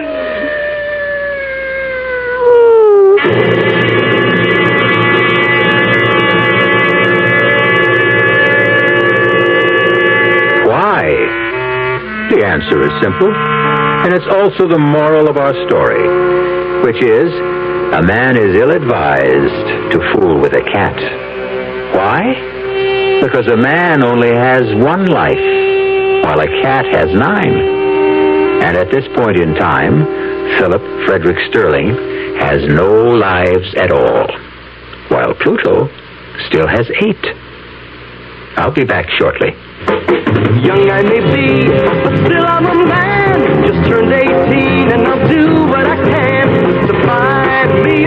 place where I can be me. Get ready for life, be free and see. Where do I go from here? Oh, where do I go from here? I said it's school, but what lies ahead? Don't wanna get trapped, wanna feel free instead. All over the world, there's so much to do. With the call of the sea, don't you hear it too? Where do I go from here? Oh, where do I go from here? What about the new Navy? You'll get your chance at success, learn an exciting job, and see the world. Call toll-free 800-841-8000. That's 800-841-8000. Or see your Navy recruiter. Be someone special in the new Navy. I know where I'm going from here.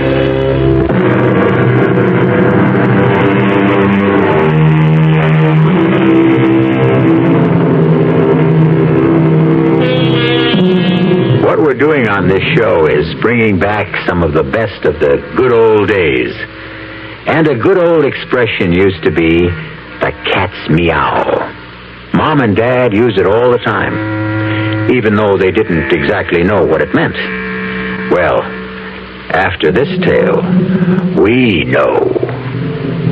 Our cast included Norman Rose, Marion Seldes, Robert Dryden, Joe DeSantis, and Evie Juster. The entire production was under the direction of Hyman Brown. And now, a preview of our next tale. 3 times on different expeditions we have excavated with no success. This time we have managed to isolate the mastaba itself, in spite of every kind of miserable luck. Cave-ins, men injured, crews deserting. But at last, within the next few days, I'm convinced the entrance will be found. Oh, how exciting, how wonderful for you. And Hasiba, I hope she isn't a disappointment. Was she really so beautiful, do you think? Incredibly. Her face shamed the shining sun, and the day was lit up by the light of her countenance. You know, you sound as though you'd actually seen her. I have. You have? Oh, yes, my dear. For every description fits you. Radio Mystery Theater was sponsored in part by Anheuser-Busch Incorporated, brewers of Budweiser, and by the Kellogg Company, makers of Kellogg's Special K cereal. This is E.G. Marshall inviting you to return to our Mystery Theater for another adventure in the macabre. The CBS Radio Mystery Theater presents...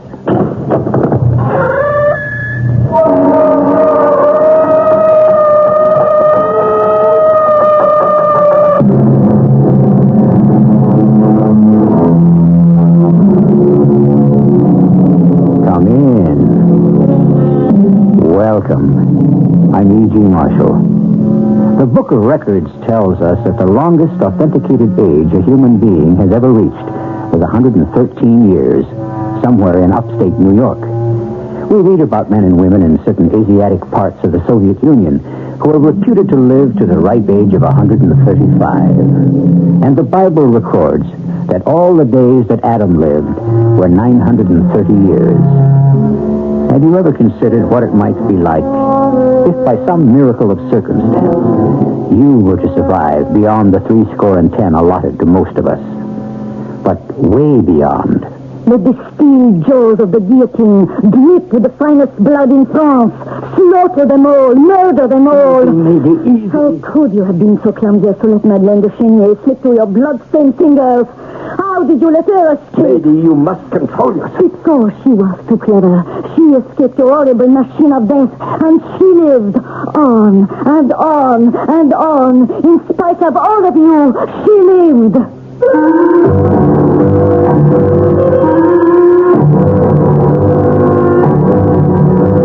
Our mystery drama, The Secret of Shen Si, was especially written for the Mystery Theater by Arnold Moss and stars Carol Teitel. It is sponsored in part by True Value Hardware Stores and Buick Motor Division. I'll be back shortly with Act One.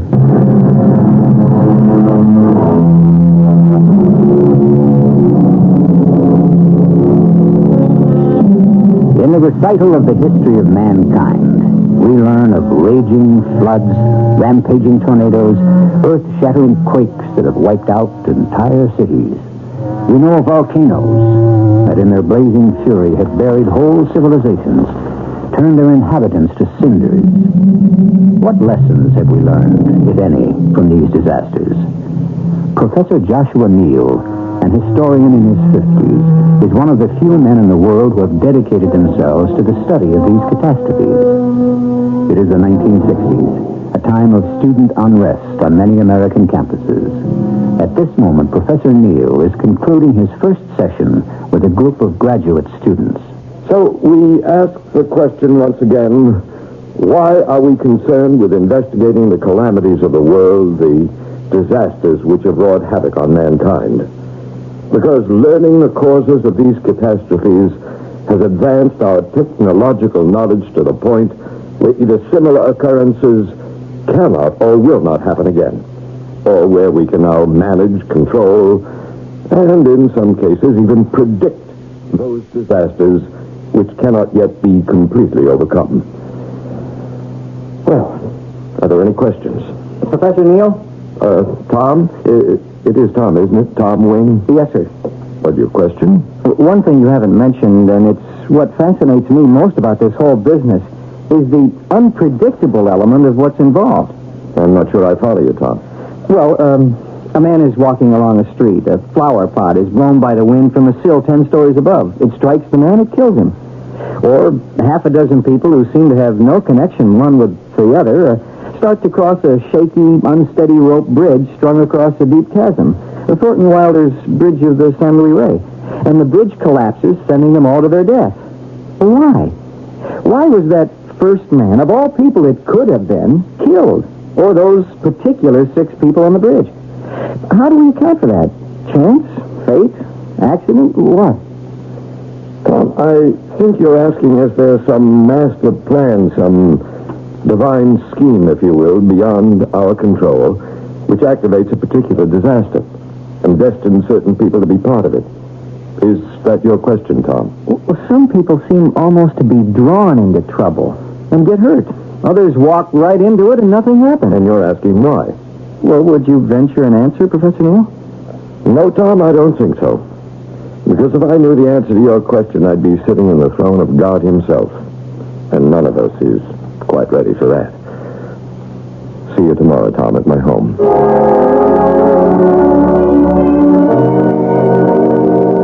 Now then, Tom, would you read that last section of your paper again? From where, Professor Neal? Go back to where you were talking about the moon shining. Let me see now. Oh, here it is. The moon was shining. A number of the passengers, before turning in for the night, were promenading about the deck, breathing the crisp air. Mm-hmm. Go on. Suddenly they heard a cry from one of the lookouts above. Iceberg! Iceberg ahead! The passengers began to rush toward the bow of the ship. Shall I go on? Oh, please do. A warning bell started to clang. Then another. Then, as though someone had scraped a giant fingernail across a huge blackboard, a hair-raising sound screeched along the side of the ship. The few passengers who had been walking the deck... May I come in? Oh, maybe, yes, of course, dear. It's half an hour past lunchtime. I brought both of you some sandwiches, a little wine, and a pot of coffee. I'm sorry to interrupt. Well, you shouldn't have troubled. Have you met Mrs. Neal, Tom? No, I haven't had the pleasure. That's my beautiful young bride of 3 months. Maybe. This is Tom Wing, one of my newest graduate students. Oh, how do you do, Tom? How do you do, ma'am? You from this part of the country? One of the first families of Grant Street in San Francisco, Chinatown. And not one of the campus troublemakers, I would hope. Hardly. And my husband is not overpopular with some of these campus characters, as I'm sure you know. There's difference of views on university policy. I'm on his side. Oh, thank you, Tom. You can understand my concern. I think we have some friends in common, Mrs. Neal. Didn't you go to the Playhouse School of Acting? Yes, I did indeed. And wasn't your roommate Kathy Fong? That's right.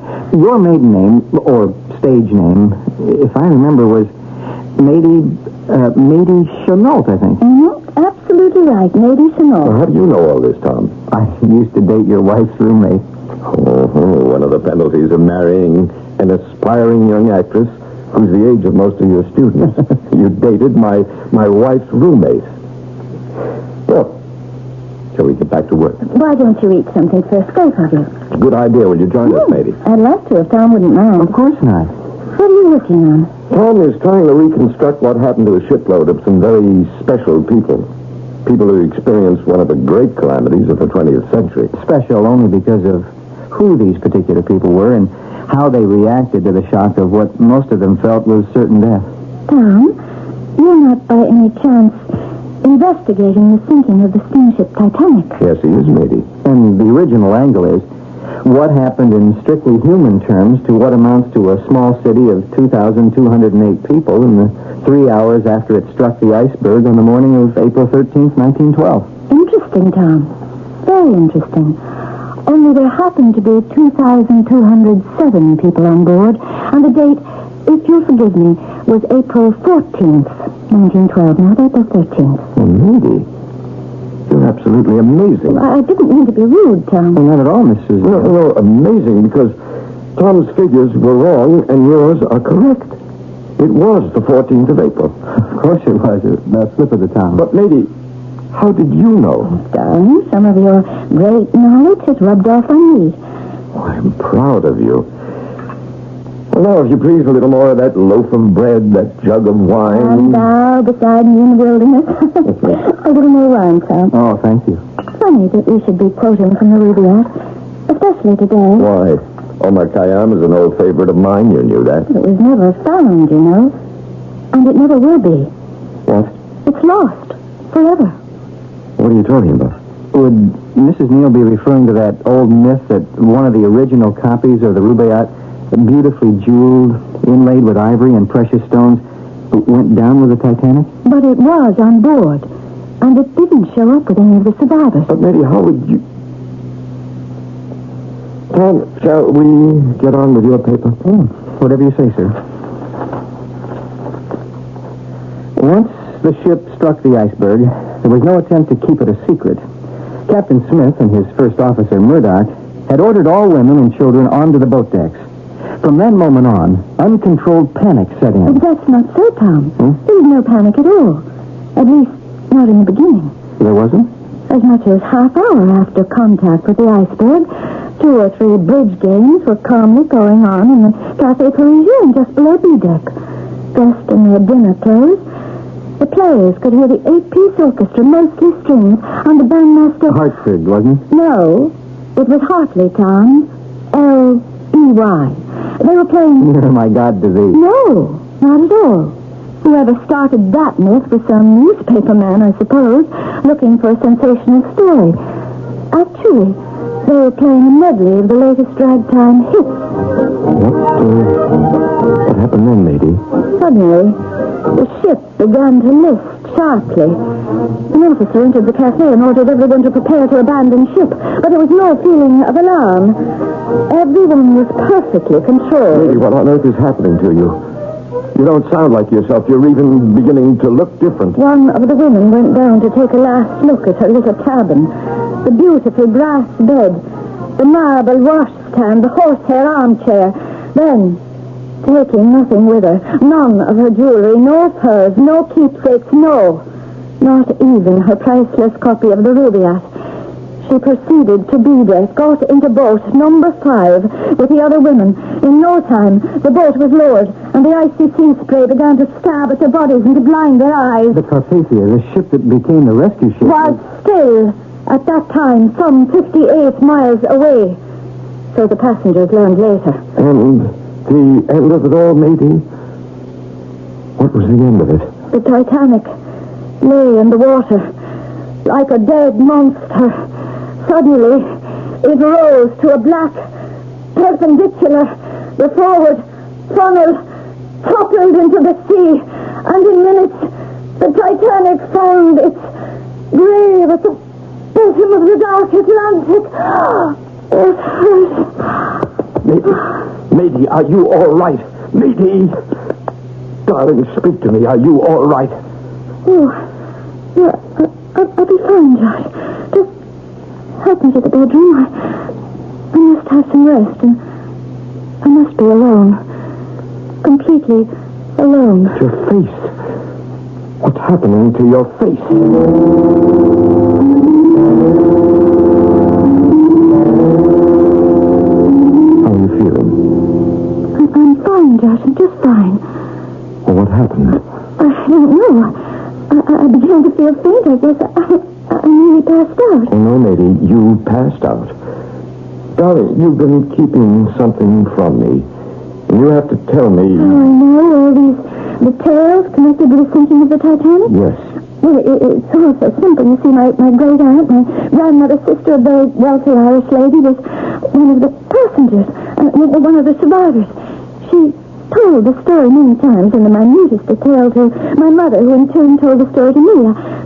I've heard it so often, it's almost as though I'd actually been there. Of course. And what was your great-aunt's name? Her name? It was Marilyn Cheney. Cheney. That's right. Almost the same as your maiden name. Matey Chenault, Marilyn Cheney. Same initials, too. Coincidence. Matey, here is the official list of every survivor and every victim of the Titanic, furnished by the steamship line and by the British Board of Trade, all in alphabetical order. And? Here. Now look down these lists. Nowhere can the name of Marilyn Cheney be found as a survivor. That can't be. But her name is here, as one of those listed among the missing.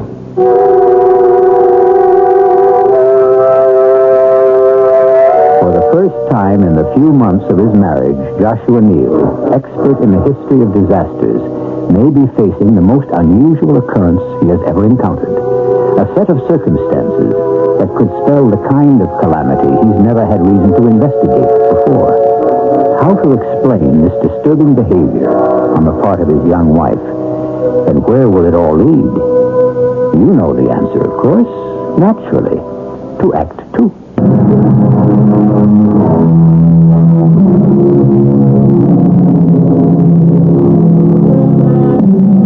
Man has always been intrigued by tales of the destruction brought about by the uncontrolled wrath of nature. The unplanned, the unanticipated, the sudden. Tornadoes, hurricanes, fires, floods. Joshua Neal, student and scholar of these world disasters, has just come across an event in his personal life that holds a most disturbing threat. Marilyn Cheney was my grandmother's sister. She was on the maiden voyage of the Titanic. And she survived. According to the official, authentic list of the survivors, Marilyn Cheney disappeared with the ship, and her body was never found. I don't care what the list says. She survived. And she was picked up by the rescue ship, the Carpathia, and landed safely in New York a few days later? I suppose so.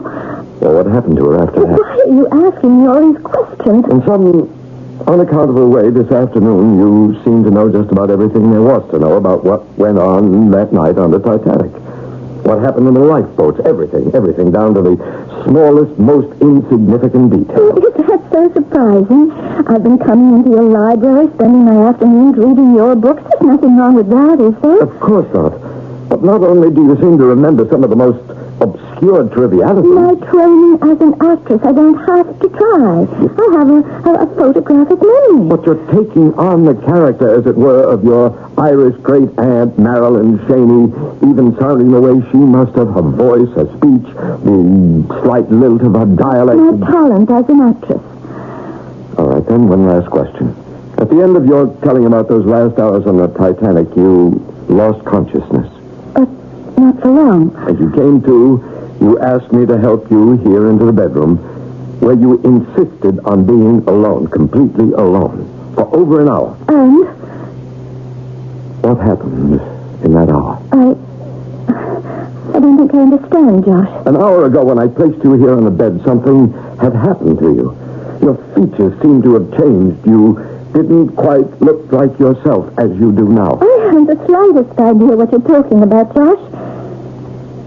Are you sure you're all right? Oh, yes, I'm fine. I'm concerned about you. You're being silly, dear. Look, maybe I do need a little air. Forgive me. I'm going out for a turn around the block.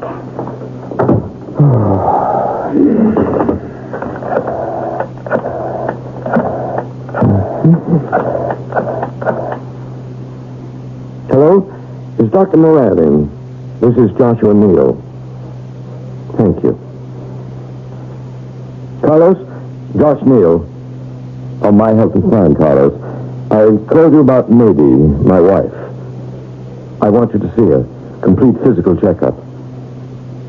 Well, I'm not sure, Carlos, but something very peculiar seems to be happening to her. Something I can neither explain nor understand.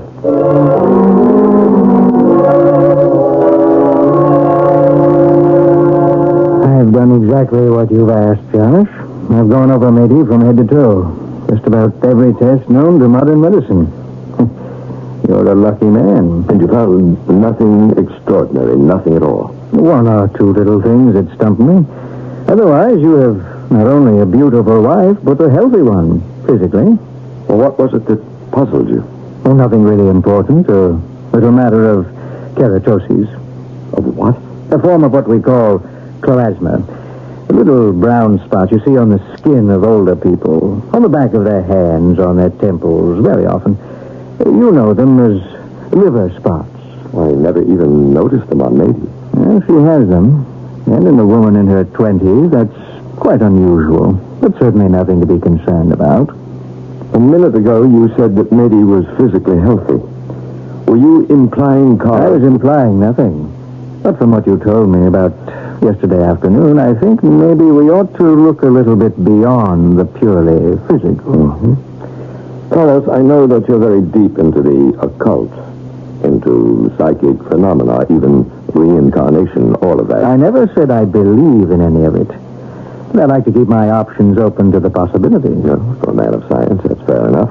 Every once in a while, Josh, something happens that science, medical science included, just can't explain. This whole business of the Titanic. This is the first time anything like that ever happened? First time. Did anything unusual take place before she started to take on the character of this older woman? No, nothing I can recall. She didn't seem to be going into a state of what you might call a trance of some kind. No, it all happened quite naturally. And at the end? Well, I told you she fainted. And when she came to, she looked different. How different? Her eyes, the expression on her face, the general features seemed actually to have changed. She could almost have been another woman. An older woman? Josh, I want to think about this. In the meantime, in the next few days, if you can, try to get her involved in the discussion of another disaster. See if it triggers her into anything like what happened with the Titanic episode. If it does, I want you to observe everything that happens, down to the smallest detail, everything. But what if nothing happens? I have an uncanny feeling, Josh, that something will.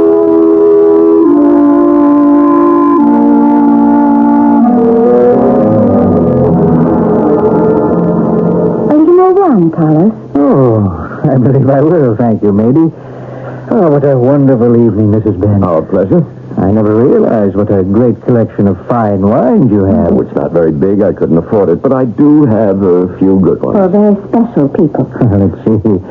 The white was... Polyfusi, and the red, Chateauneuf de Pape. What was the year, Josh? As you can see, Carlos, Mady's a lovely woman, but her French is not one of her strong points. Stop teasing me about it. I've learned French 3 times before I gave up completely. Oh, nobody's perfect, Mady. You know, I'm glad, Josh, that the situation on campus seems to have quieted down a little. It may be the calm before a very troublesome storm. Well, I hope you're wrong, dear. Like the avalanche that comes hurtling down the mountain with almost no warning? Oh, now, stay out of Josh's territory, Carlos. Of course. Well, you know, there's one thing about your calamities, Josh, that has always intrigued me. And that is? What do you suppose it is that draws people into areas and situations where, sooner or later, disaster has to strike? Where the risk of death is almost inevitable? It's not always easy to say. Could it be that many of them feel they have little or no choice? You mean like the people who live at the foot of Mount Vesuvius or Mount Etna, knowing that any day the whole thing could suddenly blow up and pour its destruction right into their laps? And still they stay? Is that what you mean? Well, where else could they go? It's their home. That's not what I mean. I'm talking about those who do have a choice, who seem to be drawn into some of the weirdest situations only because they see the danger as some sort of a tremendous challenge. Are there such people? I think there are. And they keep on repeating their experiences every chance they get. Surely you're not serious, Carlos. In any event, neither Nadine nor I are looking for that kind of challenge here on campus. And I suppose we should be grateful for whatever period of peace our young friends out there are gracious enough. What was that? It looks like a rock hurled right through the window. I guess that's the end of peace. It always begins the same way. So this is meant to be some kind of a warning. First come the rocks and the paving blocks they tear up out of the narrow cobbled streets. What cobbled streets? And it ends with bleeding heads stuck onto the points of their sharp pikes. They call their liberté poles, and there is no way to stop them. Maybe. What are you saying? Stop it, stop it. Take your filthy hands from me. Let her alone, Josh.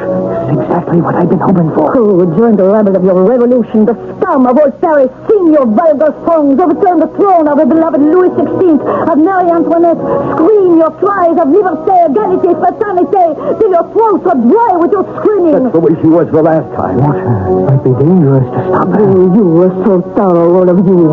But you missed one prize, a real prize. How were you so clumsy to let Madeleine de Chénier, la Narcisse Rambouillet, escape? How did you let her slip through your blood-stained fingers? What was that name? Madeleine de Chénier. Parce qu'elle était trop sage pour vous, cochon. Too clever for you, swine. Somehow she escaped your horrible machine of death. And she lived on. And on. And on. In spite of all of you, she lived. Carlos, help me. She's passed out.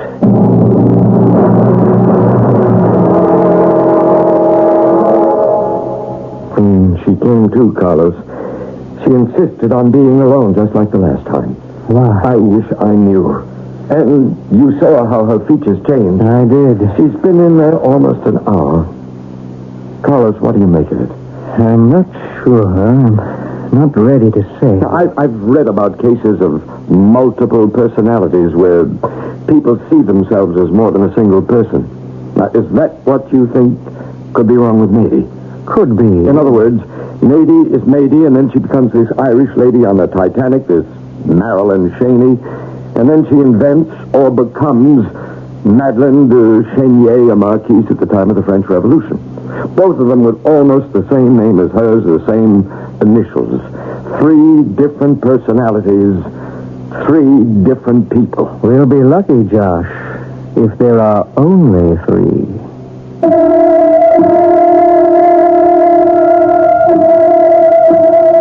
Joshua Neal has arrived at a point of crisis. Most crises, like the disasters that he knows so well, seem to have a disturbing sameness to them. Most of them are unpredictable, and at the same time, most of them have a certain inevitability about them, as though they were, in a sense, predestined, as though they just had to be, which is of grave concern and deeply distressing to Professor Neal. I'll be back shortly with Act 3.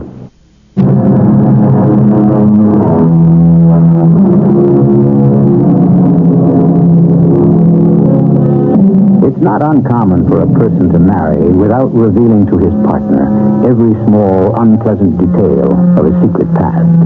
A long-forgotten affair of the heart, perhaps, or a childish prank committed long ago in which one takes little pride. The past has a happy way, quite often, of burying its own dead. But in many a marriage, since we live in time, the past can often become the most momentous part of the present, as Joshua Neal is soon to discover. Mady, listen to me, please. I think you're in some kind of trouble. And all I'm trying to do is to help. I am not in trouble, and I don't need anybody's help. Will you answer a few last questions, please? This French Revolution thing. Like with the Titanic, you made it sound so real. You became so involved with what must have happened. One would think that... One would think... What? Well, now, look, matey, let's face it. You don't speak French, right? Hmm. But as you spoke of the reign of terror of the 1790s in Paris, you spoke French fluently.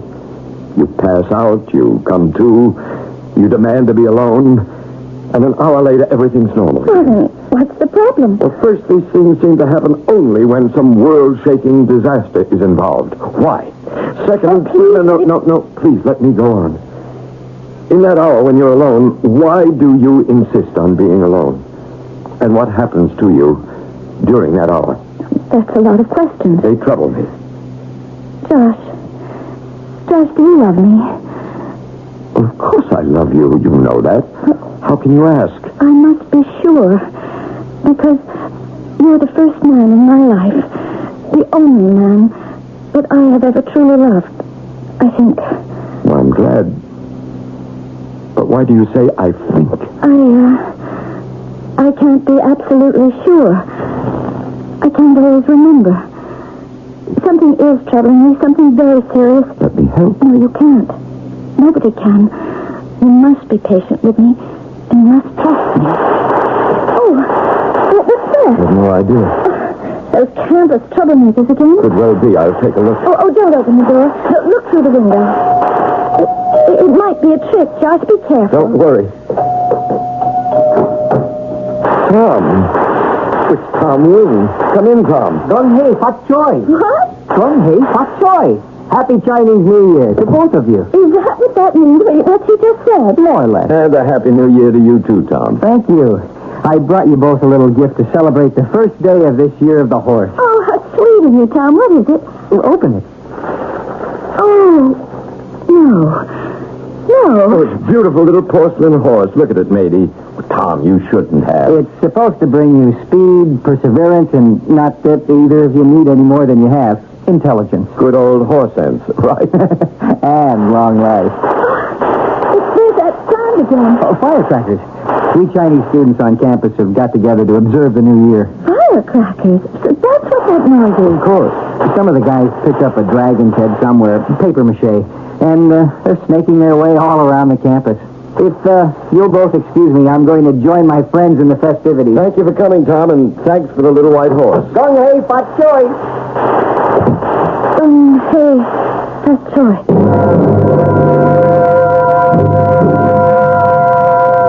She's in the bedroom, Carlos, resting. You said on the phone that there was an emergency. There might be. She's upset about something. Something's on her mind, and that's why I called you. All right, to go into her? I think so. Maybe. Good evening. Oh, hello, Carlos. To what do we owe the pleasure of your company? Oh, just plain boredom. I thought I'd drop by and beat your husband at a game of chess. What's that little porcelain horse you've got in your hand? A gift from one of Josh's students. Oh, the Chinese kids are putting on quite a show this year. I wish they'd stop. That's a wonderful way they have of keeping up the traditions of their ancestors. Small link in the civilization, a way of life that's lasted an awfully long time. Why do you say that? Reminds me a little of those enormous sea turtles we saw last year in the Caribbean. Do you remember? I remember. Huge beasts, Carlos. Some of them measured over 5 feet from head to tail. Hundreds of pounds. And their estimated age, imagine, over 300 years. Amazing. All the redwood trees in California. 1,000 years old or more. These and the sea turtles and those young people out there with their dragon dancing, they're some of the few living ties to the past, to history. Maybe it would be better if they would all die. What? Lady, what are you saying? The trees are useless. The turtles do nothing but blink away forever in the tropical sun. The students outside are accomplishing nothing. And as it will, to the trees and the turtles, the time will come when their lives will also end. And perhaps it will be better so. Maybe. Because sooner or later, their flesh will grow like fungus on a bamboo tree. Their hair fall from their heads, their teeth blacken and drop from their mouths, because they could not learn to live forever. They could not learn to remain eternally young. They could not learn to avoid the pain and horror of growing old. Her face is changing. It's becoming oriental. Go on, Josh. It happened, you know, once, only once, in the entire history of the world. Only one person discovered the secret. Who was that person? Where did it happen? Over 400 years ago, during the Ming Dynasty, in the province of Shanxi in northwest China. The birthplace of all things the Chinese are so proud of. Porcelain, textiles, painting, the brilliant colors of enamels on glaze. The Cradle of China, it was called. Until that day, when the Cradle of China became its grave. Its grave? January 24th, in the year 1556, by the calendar of the West. New Year's Day, the year of the horse, the same dancing, the same firecrackers, and it was the end. That was the day. The earth trembled and spat up its insides over all of Shanxi. She's absolutely right. 1556. That was the most destructive quake the earth has ever known. Over 800,000 people were killed. Among those who perished was the wisest man in all China, the ancient philosopher Han Cheng. It was he who, along with the most lavish gift, taught the most precious secret on earth to his young granddaughter, one of the few who survived the upheaval of the earth. The secret? What secret? Who was she, this granddaughter? What was the secret she learned? The maiden bore the name Mei Cheng. Mei Cheng? And the secret, the old man whispered to her, yes, was? That death does not have to be. That one can learn how to turn away from the dust and clay of the earth, to gaze upward with the eagles toward the clear, clean heavens and to live a life unending. Listen to me carefully, both of you. The lady on the Titanic. Marilyn Cheney. The Marquise de Rambouillet. Madeleine de Cheney. And Mei Cheng. Yes. All are different personalities that you, in some way, for some reason, imagine yourself to be. Personalities that something forces you to invent, to dream up, right? No, Carlos. Wrong. Very wrong. Wrong? I have invented nothing. I have not dreamed up a thing. At one time or another, I actually was every one of those women and a good many others besides. And maybe I found it hard to grasp what you're saying. I was born in Shanxi province in China, next to the Great Wall, in the year 1540. Over 425 years ago. At the age of 16, I received 3 precious gifts from my grandfather, Han Cheng. A little white porcelain horse, a rare manuscript of the Ruby Art of Omar Khayyam, given to him by some traveler from the West. And the most priceless gift of all, the secret of eternal life and unending youth.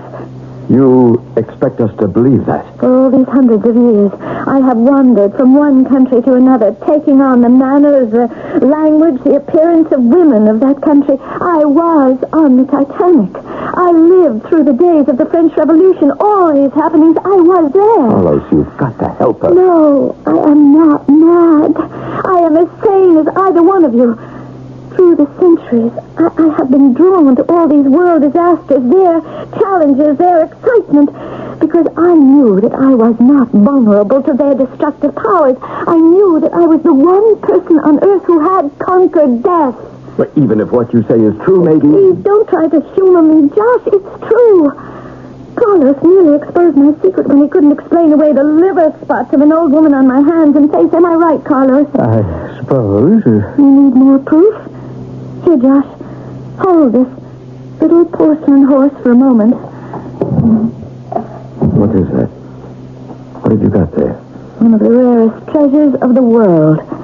A copy of the manuscript of Omar's poems, written in Shiraz in ancient Persia in the year 1342, given to me by Han Chang, my grandfather. And it did not go down with the Titanic any more than I did.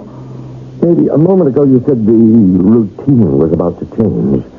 Now, what did you mean by that? I love you, Josh. I love you as deeply and as completely as any woman ever loved a man.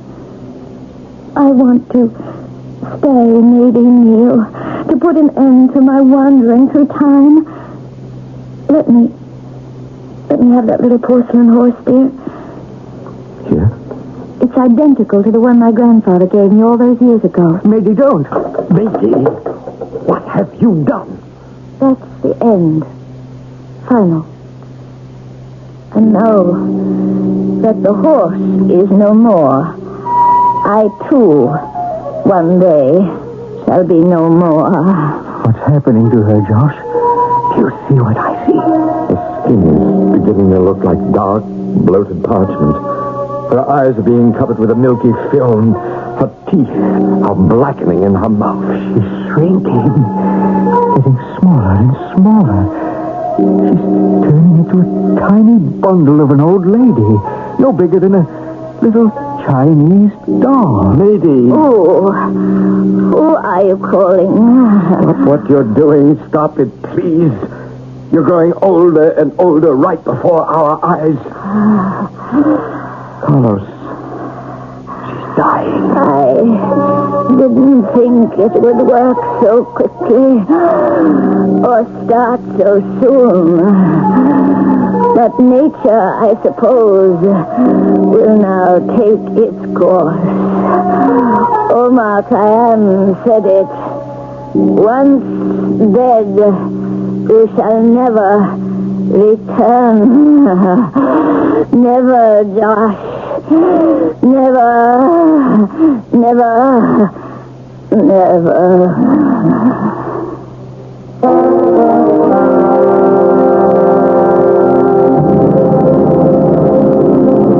As Joshua Neal watches his beautiful young wife suddenly shrivel into a mummy-like wisp of an ancient Chinese lady, and as she breathes her last, he turns the pages of the yellowed manuscript of the quatrains of Omar Khayyam and reads, "Strange, is it not, that of the myriad who before us passed the door of darkness through, not one returns to tell us of the road which we must travel too."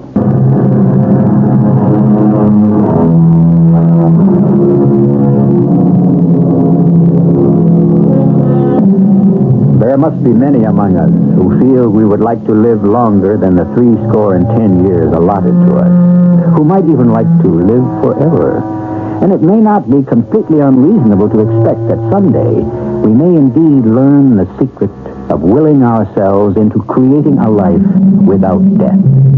So the next time you sit next to a pretty young girl or a handsome young man on a bus, take a good look for liver spots. Who knows? He or she may just happen to be a youngster who is 500 years old. Our cast included Carol Keitel, Arnold Moss, and Bob Caliban. The entire production was under the direction of Hyman Brown. And now, a preview of our next tale. Now you know. I know nothing. What I saw was a handsome young gentleman, his hands crossed on his cane, dressed in fine, old-fashioned clothes. I was surprised when he left the pew. No one else saw him. What? Oh, but he was as plain as day. To you and to me. Not to anyone else. To them, he was invisible. You must not tell anyone. Is this the horror that you said you and I would share? Yes. You're the only person in the world who could see him. And you, Mrs. Marsden. Oh, me, of course. What does it mean? It's my curse. This is E.G. Marshall inviting you to return to our Mystery Theater for another adventure in the macabre. Until next time, pleasant dreams.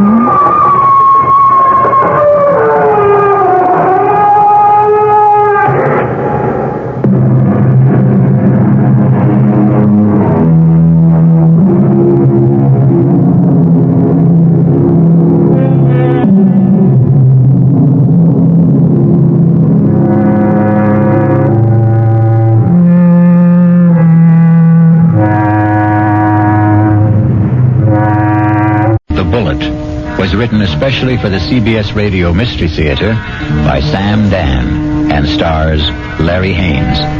I shall be back shortly with Act One.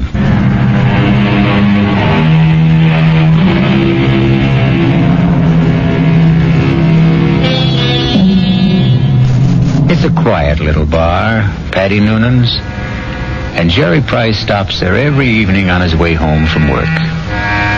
He's not looking for anything special in the way of atmosphere, adventure, companionship. And he has no intention of getting drunk. Just a couple of beers, perhaps, to bridge a busy day, to ease the fatigue, the strain on his nerves. In the comfortable half-light of Paddy Noonan's, the world outside becomes vague, distant, especially when Old Man O'Rourke is holding forth.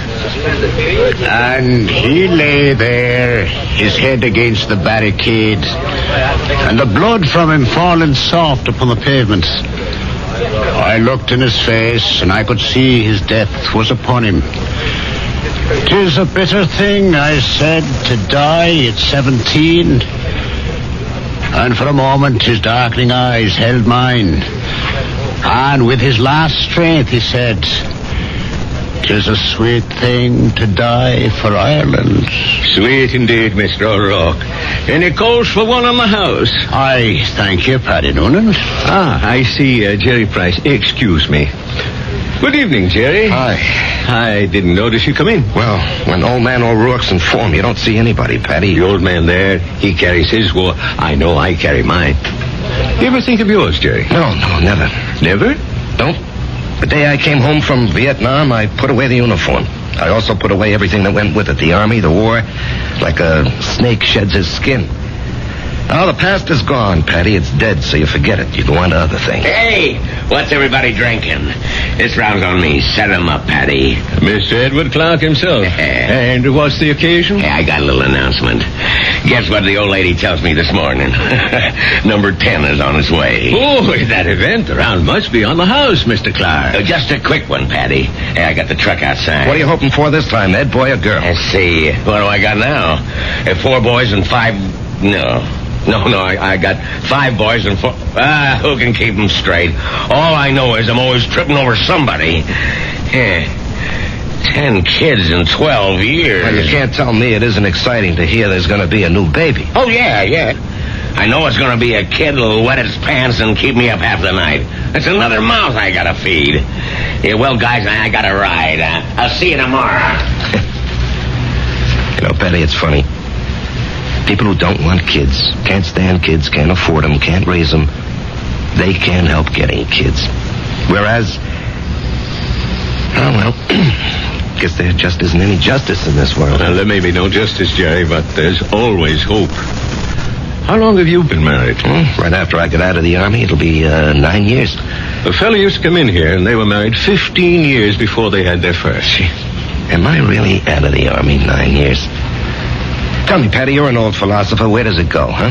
Down the hatch and try another. Yeah, don't mind if I do.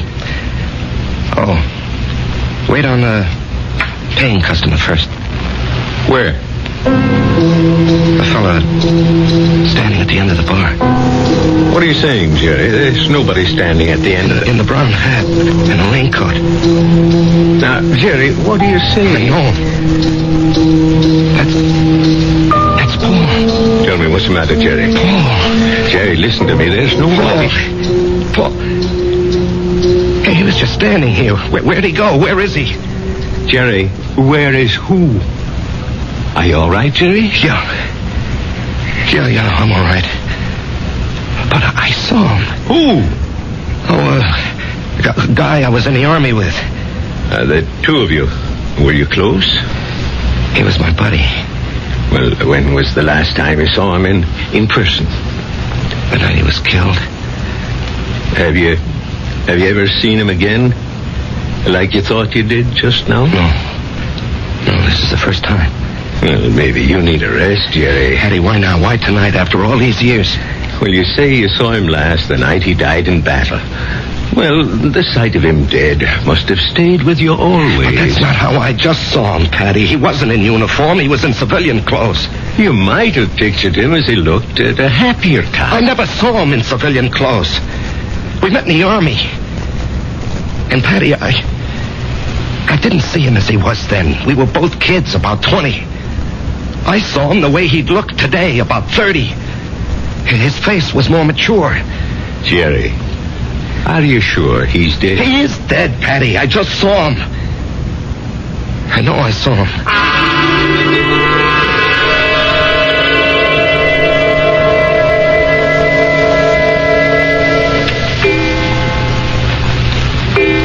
Jerry, it's after midnight. Oh, I'm not finished, honey. I got to clean up these reports, Marge. Honey, a new rule has just been passed in this house. All paperwork shall be done in the daytime. Marge, I have to call on customers. Be reasonable, huh? Am I the kind of wife who makes idle criticism? No, indeed. Constructive suggestions, that's my motto. Northeast Distributors can solve all your paperwork problems by hiring a girl. Honey, I'm lucky to have the job. No, Jerry. You're not lucky. They're lucky. Well, everybody knows you're a terrific salesman. Well, you could get another job tomorrow. More money, less headache. Honey, I couldn't walk out on Joe Keller. Why not? Well, I'll never forget what that man did for me. I came home from the Army, a kid with no experience. I needed a job. He took a chance with me. Now he needs me. Well, I'm just worried about you, Jerry. You look so tired all the time. No, I'm in great shape. Will you go see Doc Steiner? I did, today. Oh, well, it's about time. You needed a checkup. Well, I didn't just go for the checkup, honey. I went for the other thing. Jerry. Well, he said some people, men, well, they're okay in every way, but it just doesn't work out for them. Jerry, it's all right. No, honey. It's all my fault. Honey. It's just unlikely there can never be any kids. He said unlikely. What he meant was impossible. We've got each other. Yeah. Funny you didn't want a child so badly. Now we'll definitely think about adopting. Okay? Yeah, okay. Sometimes that works out even better. Come on, honey. Let me see you smile. Marge, I don't know what I'd do without you. Oh, that makes us even. I don't know what I'd do without you. Come on, get to bed. Yeah, I'll just have a cigarette, huh? Why'd you turn on the music? To make sure you don't try to sneak in some work. I know you can't concentrate with the music going. I'll just be a couple of minutes, honey.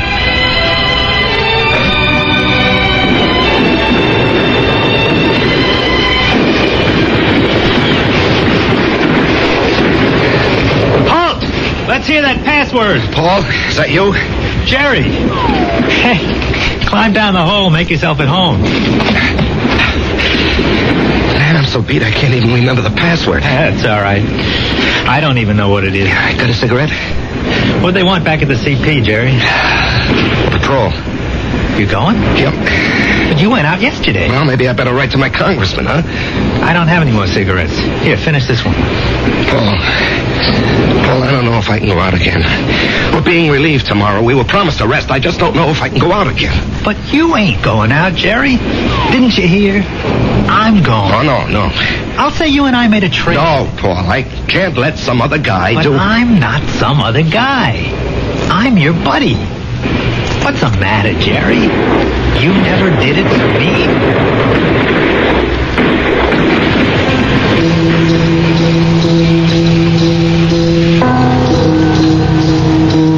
Can I have a drag on that butt, Jerry? Paul, you're alive. I'm alive, Jerry. I'm here with you. In your living room. No, you can't be. you here. I went out afterward. I found your body. I carried it back. Maybe it wasn't you. It was me. But you were dead. You were killed. Yes, Jerry. I was killed. Jerry, will you turn that radio off and come to bed? Marge, he's here. Who's here? Can't you see him? Jerry, I don't see anyone. Paul, why can't she see you? She will. They all will. When? Later. I have to go now, Jerry. No, Paul. Paul, tell her. Jerry. She'll think I'm crazy, Paul. Paul. He's gone, Marge. He's gone. Jerry, honey, what's going on here? Marge, he was here. He was right here. Now, you got to believe that. I'm not drunk, and I'm not crazy. I believe you. I believe you, Jerry. Now, here, just sit down. Don't do anything. Don't say anything.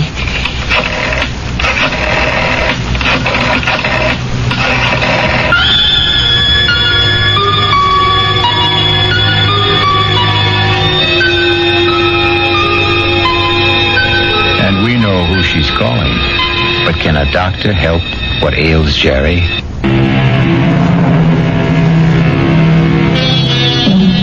And now, Act 2 of The Bullet. Let us trace the path of the bullet. We have a worried Marge, a concerned Dr. Steiner, and a distracted Jerry. Tell me about this man, Paul, you called him Jerry. I said we were buddies, Doctor. That tells it all. Jerry, please don't be so hostile. Dr. Steiner's only trying to help. You were buddies. You came back alive and he didn't. Yo. There's an extensive medical literature on the subject. Oh, I'm sure there is. Jerry. I'm not being hostile, Marge. I know I saw him. Of course you saw him. Well, finally. But that doesn't mean he was there. You see, Jerry, the death of a wartime comrade remains an eternal reproach. All who survive are sentenced forever to feelings of guilt. No. Doctor, the wars are fought by kids in foxholes. The literature is written by doctors and authors. That's hardly fair, Jerry. I'm the authority on war, Doctor, because I was a kid in a foxhole, and I don't feel guilty about my buddy. You don't? No. Tell me why. No, you wouldn't believe it. Try me. All right. You see, there's a bullet, and it's designed especially for you. And if it's your bullet, it'll find you no matter where you are. You can't evade it, you can't avoid it. It was meant for you, it was meant to be. You and the bullet. Both of you were dust, originally. You were dust because the Bible says so. And the bullet was also just dust in the ground. Well, that bullet was mined and refined and cast into metal. It was shaped into a slug and joined with a shell. It was one of billions of bullets, but it was yours, all yours. And at the right time, there'd be a tremendous explosion of gases in a narrow chamber. And the bullet would be torn loose from the shell case and spun around the grooves of a gun barrel and hurled through space. This is the bullet you don't hear. You don't hear it, Doctor. You don't hear it whine past your ear or ping off a rock or thwack against a tree. That's because it's your very own bullet. It's coming to meet you, or you're going to meet it. It's been arranged. You see? It's an appointment that can never be broken. The dust that had become the bullet would encounter the dust that had become you. And after a while, both of you would become dust once again and return to the ground. Your original home. Jerry, I know you're overworked, you're overwrought, you're overtired. I keep telling him to slow down. Okay, I know I'm under a strain. I know I'm working too hard, but what can I do? Jerry, try to understand. Right now, you're having what is popularly known as a nervous breakdown. This alleged visitor from another world. I say he's an illusion. I say you have subconscious feelings about him which you're not aware of. And I say they burst through because of heavy pressure on your nervous system. Yeah, I knew you'd say that. Prove me wrong. How? Go away. Get out from under. Rest a while. Relax.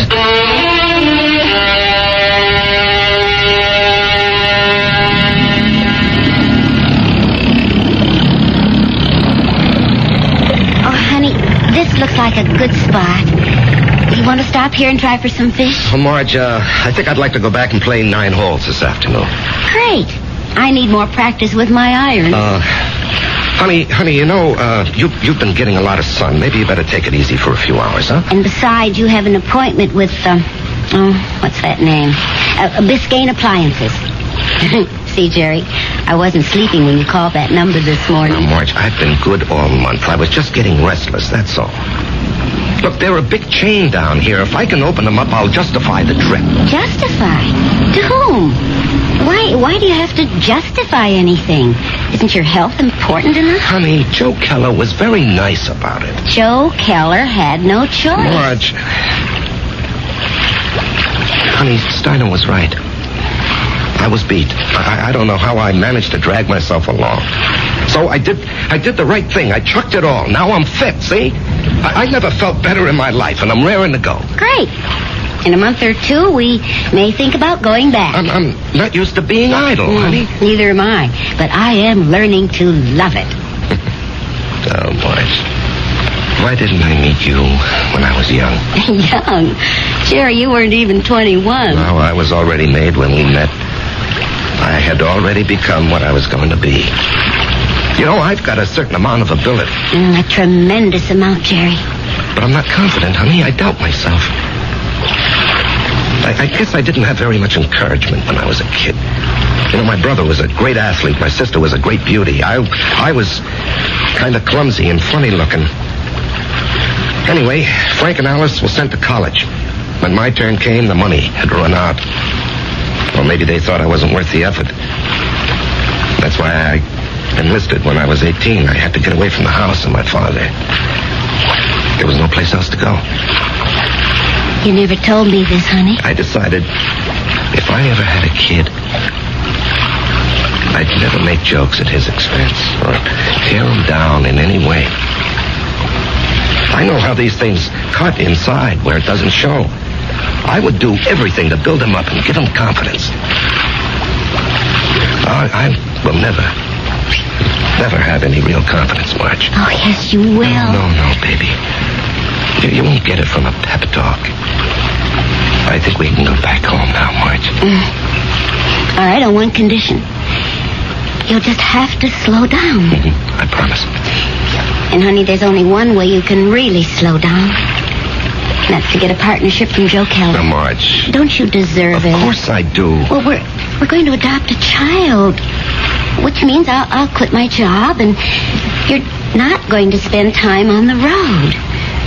That kid will need both of us, won't he? Yes, honey, he will. Then we need that partnership, don't we?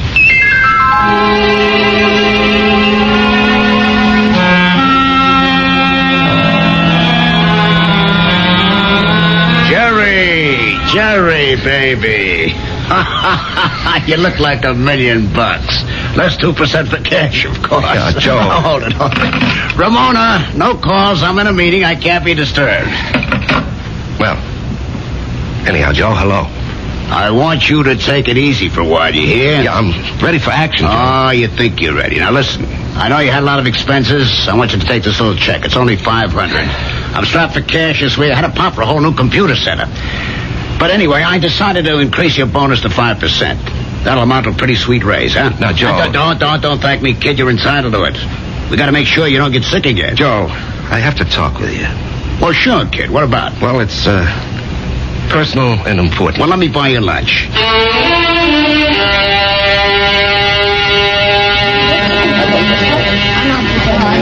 Well, Jerry, what are we going to talk about? I'm fresh out of polite conversation. Joe, I want a partnership. No, you don't, Jerry. But, Joe... No, don't interrupt. You don't want one. You'd like one. Two different things. Now, don't nitpick, Joe. You'd like a partnership, which means it would be swell. Great if you had it. But want is something else. It means lack. It means need. I know you'd like to own a business, but you're not cut out to be an owner. Why? Because an owner is an officer. And in your heart, you'd always be an enlisted man. Tommy, could you ever fire a guy because you could get someone else cheaper? If an old customer, a good friend, was getting slow paying bills, could you cut him off? Thousands of guys like you go bankrupt every year. You're nice, sweet, big-hearted. But you don't have the guts business needs. Well, I'd like to remind you of the volume I sell. I know it to the penny, Jerry, and you're well paid for it. Well, I'm worth more now. You are. You got a sweet raise this morning. Joe, don't think I'm not grateful. You gave me my first break. But I think I can do better elsewhere.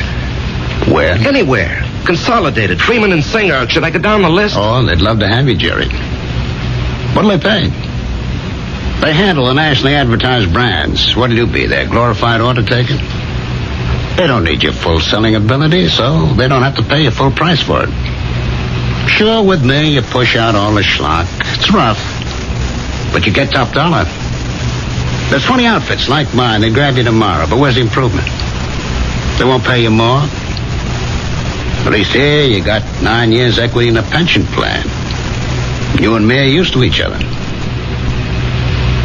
Besides, I really like you. Yeah. Sometimes I feel like a father to you, Jerry.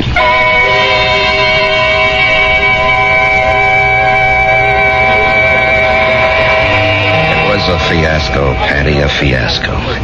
And how do I break it to March? Oh, what's it all about, Jerry? Well, at least I don't have to put up with Ed Clark tonight. I think I'd punch him right in the mouth. We'll be deprived of his wonderful company the next 2 weeks. He's tooling that trailer into the southwest. Hello, Jerry. What? Patty, is someone standing behind me? No, Jerry. Paul, will you tell me why? I'll tell you everything, Jerry. When? Soon. I think maybe tonight. Paul, why do you keep popping in like this? I don't know, buddy. I can't control that. Yeah, but Paul. Patty, don't you see anyone? No, Jerry. Hey, you didn't hear anyone talking to me either. No. Patty, do you think I'm crazy? Well, maybe you should see a doctor. I saw a doctor. Well, how about one of them psychiatrist fellas? I never even told my wife. I did see a psychiatrist.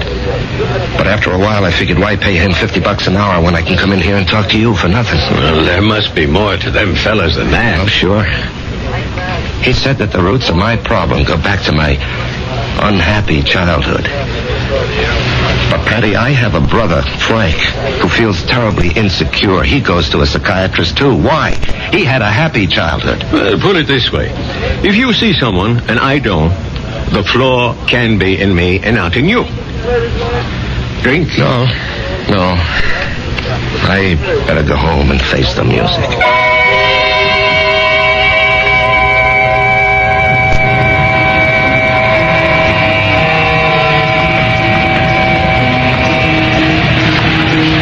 Jerry? Let's go someplace and talk. Where? Let's go to the parking lot. Sit in your car. It's cold. That won't bother you, will it? Not yet. Turn the heater on for yourself. When will everyone else be able to see you, Paul? In 2 weeks. That's great. No, it ain't. Why not? Because you'll be dead.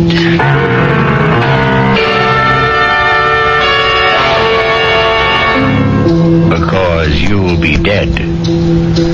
Cold words from a warm friend. The chill inside the car becomes intense. But Jerry knows there's no point in turning on the heater. We'll rejoin these two friends when I...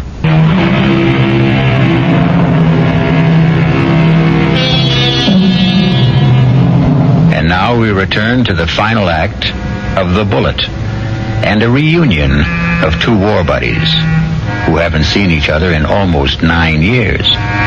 Jerry Price, who is alive, and Paul Gardner, who is dead.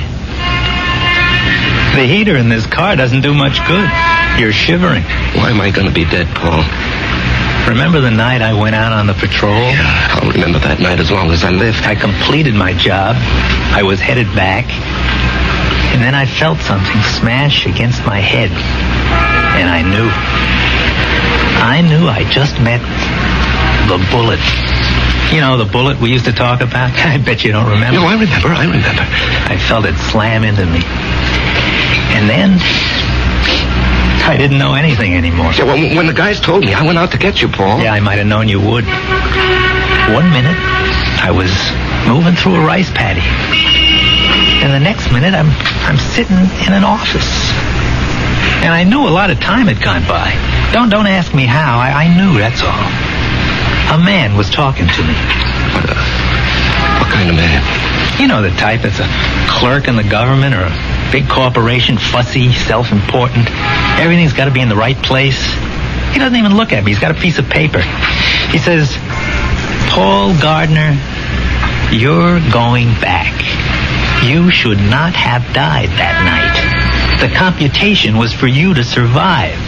The plan was for you to marry a girl named Marjorie Stone. I married Marjorie Stone. Yeah. I told the guy, I want no part of it. And he gives me a look, this clerk does, like he couldn't care less about me or you or anybody else. And he says, come with me. He leads me to a door. It opens.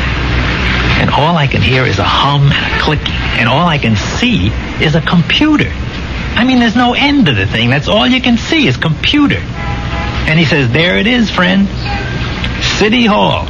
Go fight it. By this time, I'm shaking. That machine scared the pants off me. You couldn't see the top nor the bottom of it. There was no end to it, just a machine wherever the eye could see. Well, then what happened? This clerk, he tells me there's a plan. A capital P plan. It calls for me to come home. Not you. Yeah, well, maybe that's fair, Paul. You were always the better man. No. You got more on the ball.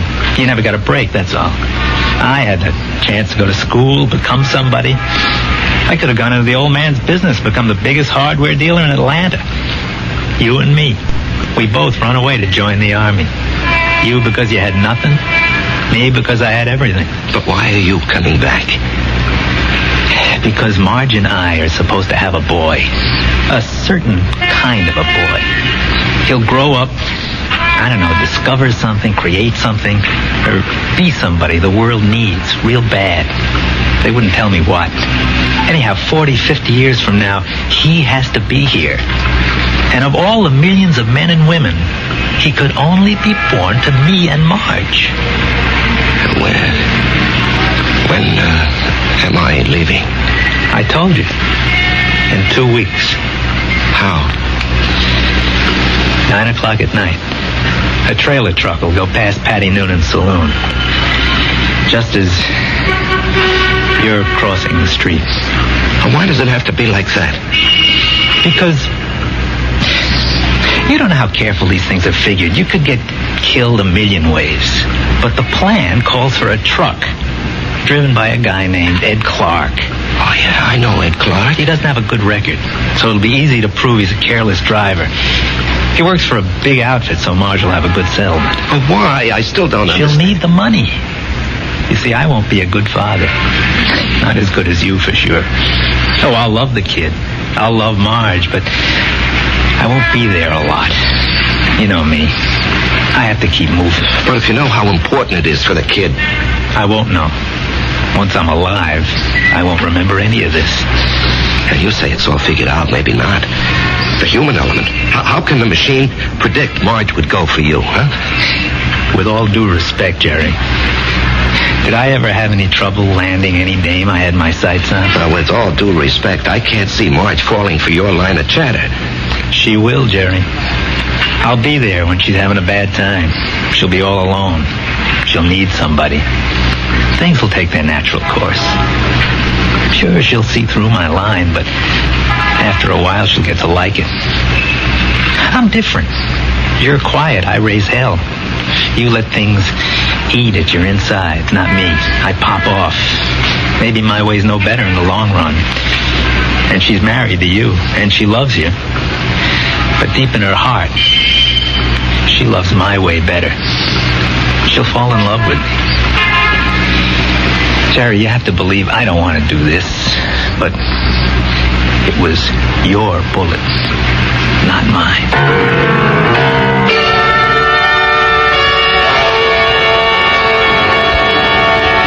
Jerry? What are you thinking about? Oh, a guy downstate wants to cancel a carload of refrigerators, so I'm figuring an approach. Didn't we agree we'll work at home? Yeah, well, honey, this is just thinking. Did you talk to Joe Keller about the partnership? Yeah. And? He said no. Did you give him notice? No, he gave me a raise.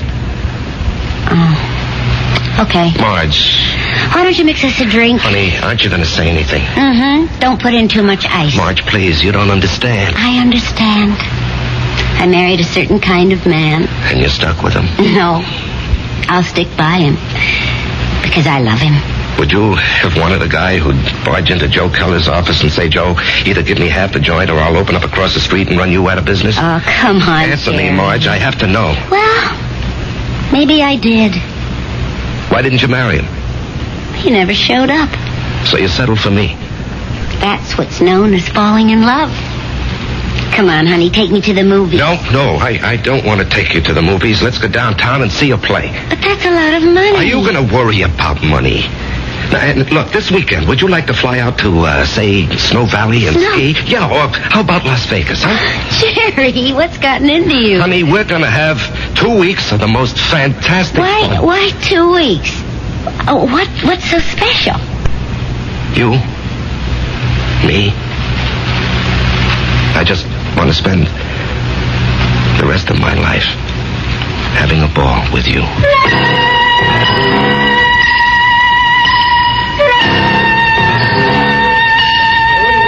Well, hello, stranger. Haven't seen you. Why, it must be weeks. Where have you been? Oh, giving Marge a good time. Well, I must say, it's done wonders for you. You look so calm. Do I? Do you ever see the little guy who wasn't there? No. Well, that's good. Let's drink to it. Jerry, if I'm not being forward, what did he want from you? You wouldn't believe it, Patty. Do you believe it? Well, I just dropped in to say hello, Patty, and goodbye. Jerry. Yup. Something's the matter with you.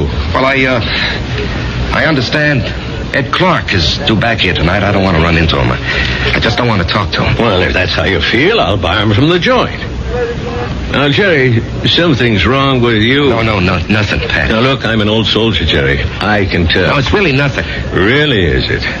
No, Jerry, you got a look on your face. What kind of look? I've seen it before in the war. I've seen it on men who go out on the impossible mission. The look of men who know they're not coming back. The resigned look. What are you resigned to, Jerry? You have a vivid imagination. I have an imagination. Jerry, whatever it is, don't be resigned to it. Fight it. You can't fight City. I knew it. You're in a fight, Jerry. Well, you can fight anybody.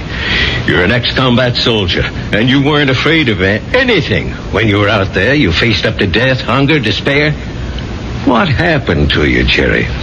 Where did you lose it? Face up to it now. Whoever he is, spit in his eye. Patty, I can't do anything. Jerry, I'm going to throw you out of here for your own good.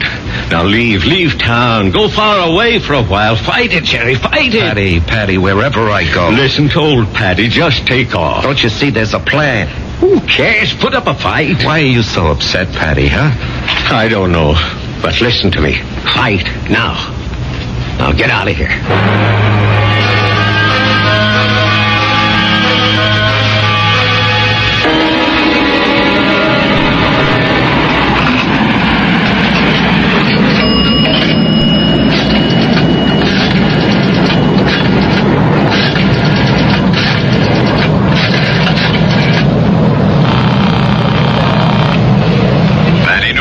Patty, it's Jerry. I decided to fight it. Good boy, Jerry. You know, Patty, there's something about your place. I don't know how to say it, but I feel stronger, better, away from it. Well, I don't mind. So I'm going to fight. What have I got to lose, huh?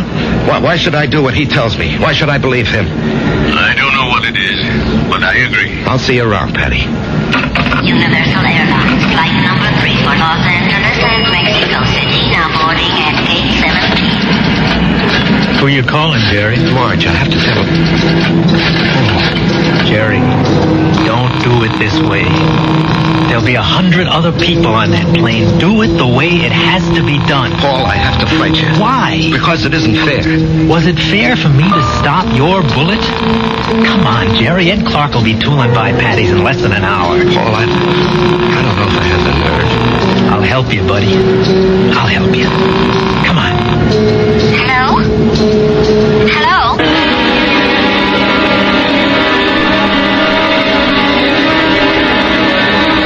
What is it, Mr. Noonan? I called you, and I hope it wasn't out of turn, Mrs. Price. It's about Jerry. What about Jerry? He's sitting back there in a booth. Now, wait. Don't go to him yet. He's in trouble. Well, it can't be. We've had such a glorious 2 weeks. He's in trouble. Well, what kind of trouble? I don't know. We have to help him somehow. Is it that Buddy? I think so. Well, the time has come to lay that nonsense to rest once and for all, and I'm going to... That won't work.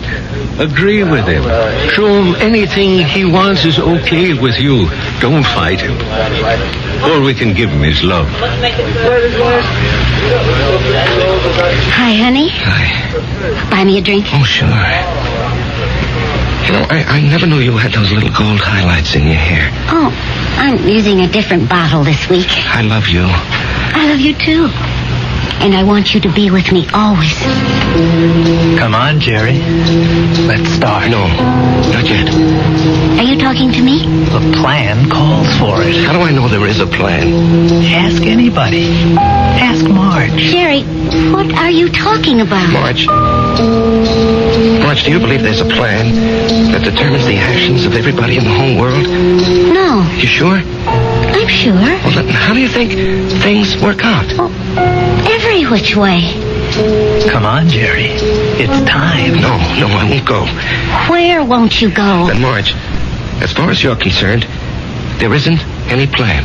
Oh, well, what do you think, Jerry? No, that's not important. What do you think? Well, yes. Yes, there is a plan. I can prove it. You can? Yes, but you started me thinking there has to be a plan.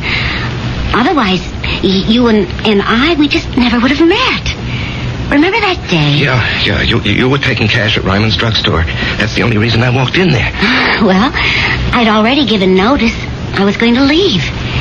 And then you walked in and asked Doc if you could open a charge.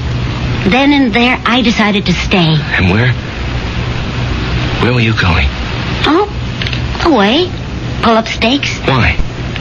Well, my folks were gone. My friends were married. The neighborhood had changed. The girl I went to school with had a father, a construction engineer. He'd been transferred.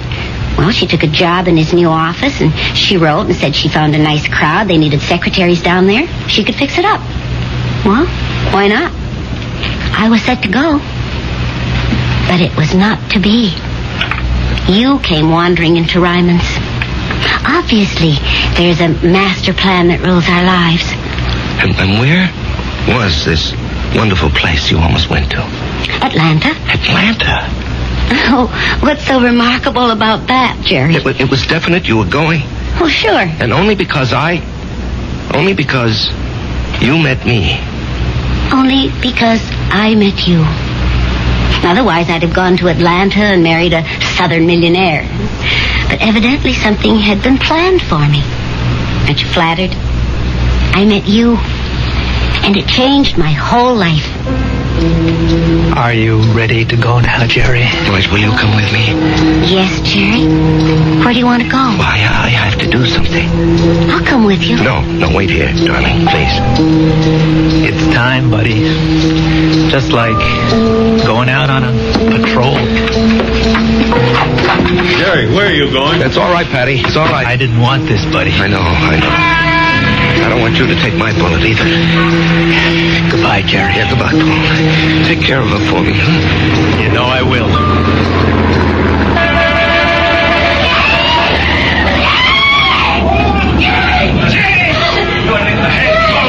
Call the police! Get an ambulance! Oh, Jerry! Barry! He's dead! He'll get Here, you're cold. Let me throw this coat over you. She's gonna faint. It's all right. I've got her. We'll bring her into that bar where it's warm. Give her a little stimulant. It's all right. Everything will be all right. Everything will be... It'll be all right.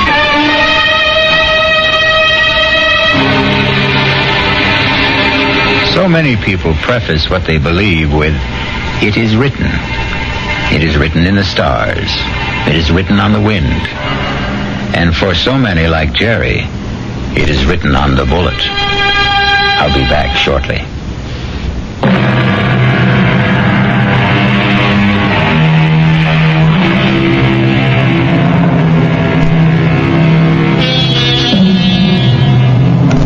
I remember an old soldier once told me he wasn't worried about the bullet that had his name on it. What really bothered him was the bullet marked, "To whom it may concern." Our concern is mystery, excitement, suspense, thrills and chills. Our cast included Larry Haynes, Evie Juster, Martin Newman, Ralph Bell, Leon Janney, and Danny Acco. The entire production was under the direction of Hyman Brown.